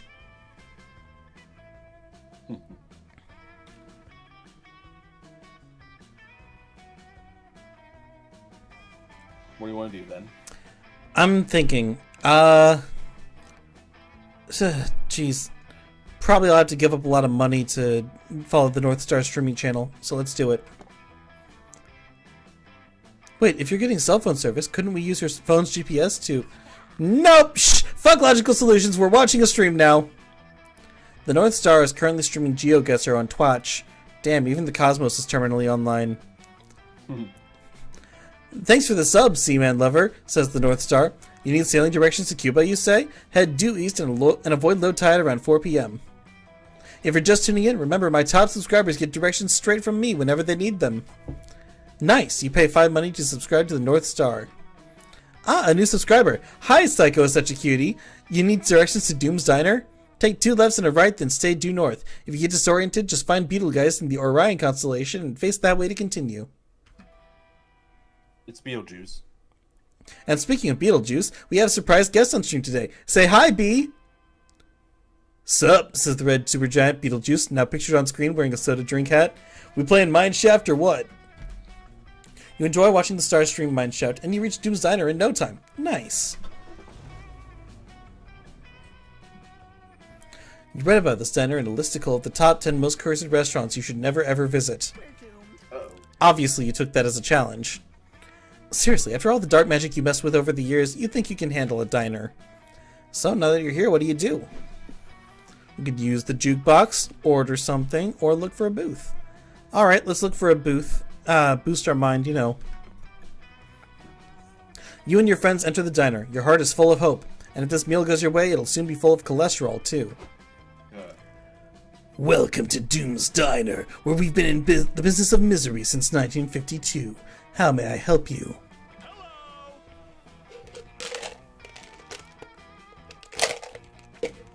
One group-sized booth, please. Can you bring us 3 extra bottles of ketchup, too?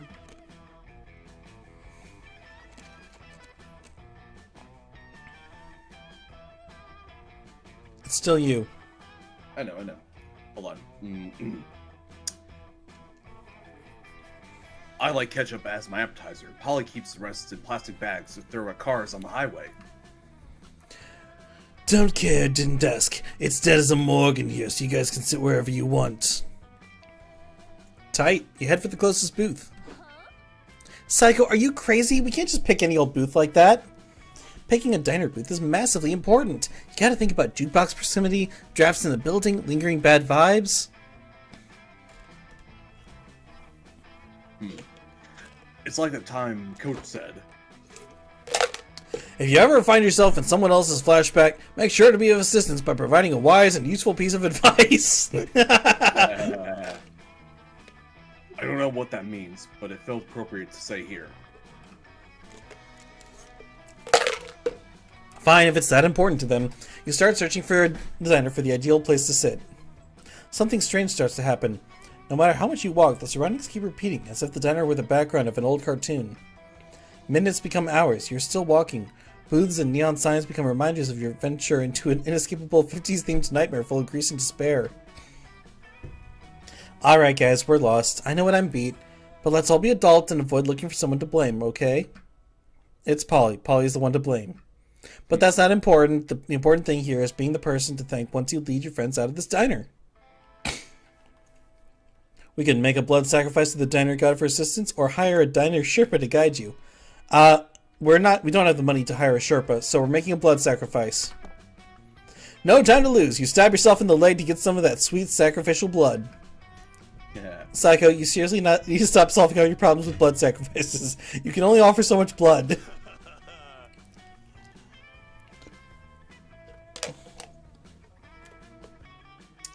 It's like, I like when he does the chanting part, though. It's sort of soothing. Yes, exactly, the chanting. There he goes again. I'm telling you, if you're not keeping all that blood, we could at least be doing way funnier things with it. Polly's eye rolling while Scott hums in sync with your chants, and he is dripping a fry. And is he dipping a fry in your blood? Fools, they do not appreciate your sacrifice. The diner god will surely forgive their lack of faith when he sees your bountiful offering. What's happening? Why are you bleeding everywhere? You're not allowed to bring in outside blood in. We're trying to run a business here. The diner god, he has come! You throw yourself at his feet, begging for assistance in finding the booth most holy. Don't mind Psycho, it's just blood loss hallucinations. This happens a lot. If I show you guys the exit and give you some free burgers, will you just get out of here? Praise the Diner of God's boundless kindness! You get out, which gives you +5 mind as you escape the diner maze. But you lose 5 stamina from all your blood loss. Oh dear.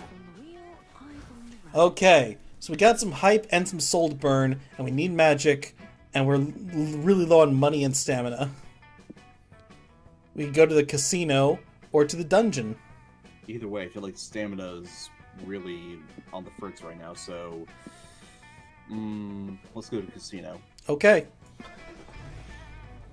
That's why Cars 3 is the best one in the trilogy. I never saw it that way. I still need to watch that movie. Yeah. Flashing lights, rolling dice, people sobbing as their life's fortunes are gambled away. No doubt about it, you're at a casino. Gambling is risky and reckless, but so is going on a road trip with Polly and Scott, so whatever. The question is, now that you're here, what will you play? We could do roulette, the forbidden games, or poker. Let's play poker. Alright. This is a game of skill, which means that I think that we're going to have to do something skillful to win. You enter the casino ready to make some sweet money. Yes, I love casinos. The land of random chance, impulsive decisions, and drinking. Everything's coming up, Polly. You're the expert here, bro. What game should we play? Poker, of course. It's got some degree of skill, even if a lot of it comes down to getting lucky with a good hand. Only problem is that I'm 6 old fashions deep and way too drunk to read the card faces right now, so I'll just entertain myself by watching Bren's play. Okay, I'll watch Brent's too. I'll be happy if you win, bro. And I'll be really, really sad if you lose. No pressure. Cool, so now not only are you risking losing money, but your friends will be watching you play as well. Pressure's on. You sit down at the last available seat at a nearby poker table. Okay, the table's closed, says the dealer. Time to start a round of Poker 2. Wait, Poker 2? The fuck is that? You never heard of Poker 2, Boo? Do you live under a rock or what? It's like normal poker where the dealer puts 5 cards on the table and gives you 2. Then you just pick 1 card from your hand to play and place your bet then. So you just play the best card you have. Sounds easy enough. The dealer spreads 5 cards out on the table. The 3 of hearts, the 5 of spades, the ace of hearts, the jack of hearts, and the queen of hearts. Oh, wow. Okay, being dealt a heart could give you a flush. That's something. You're given your cards. These are not normal poker cards. Oh no. What's the holdup, Brent? Pick your card. The 34 of clubs or the 44 of clubs or the 3 of swords.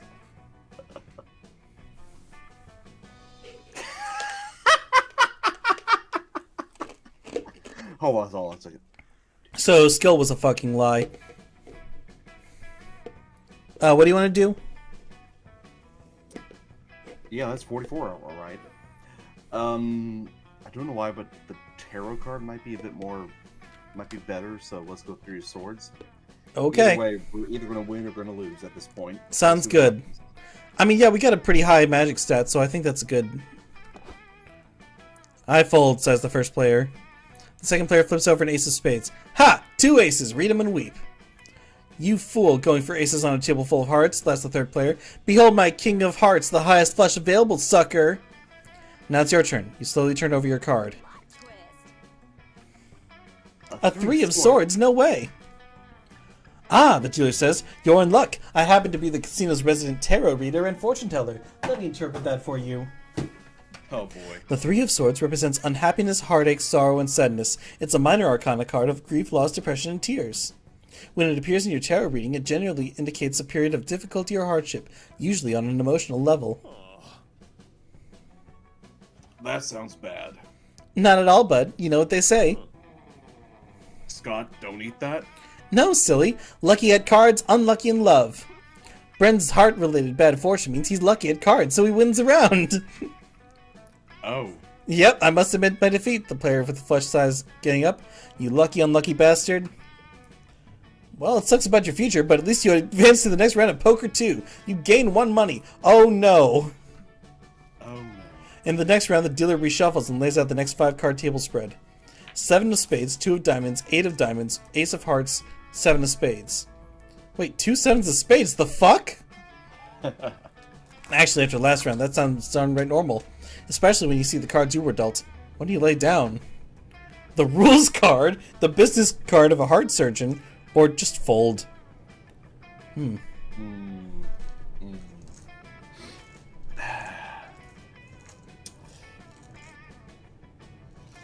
Let's do the rules card.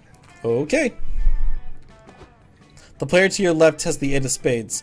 Double pair of 7s and 8s, he says proudly. The 2 players to your right grumble and fold. The last player shows another 7 of spades. 3 of a kind, read 'em in wheat, fuckers. What? What do you have, friends? Show us.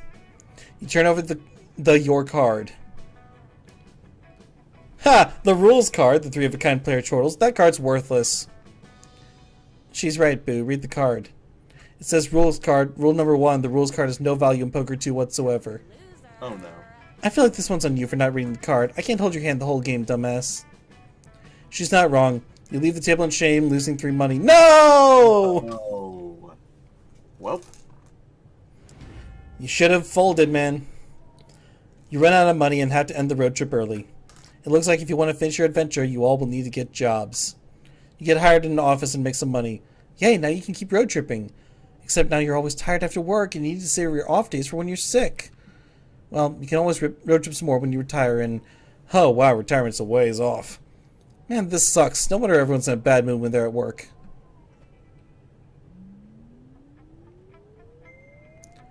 How did you get first place? Wait, I lost us 14 money and you gained us 3 money? Holy shit. I guess.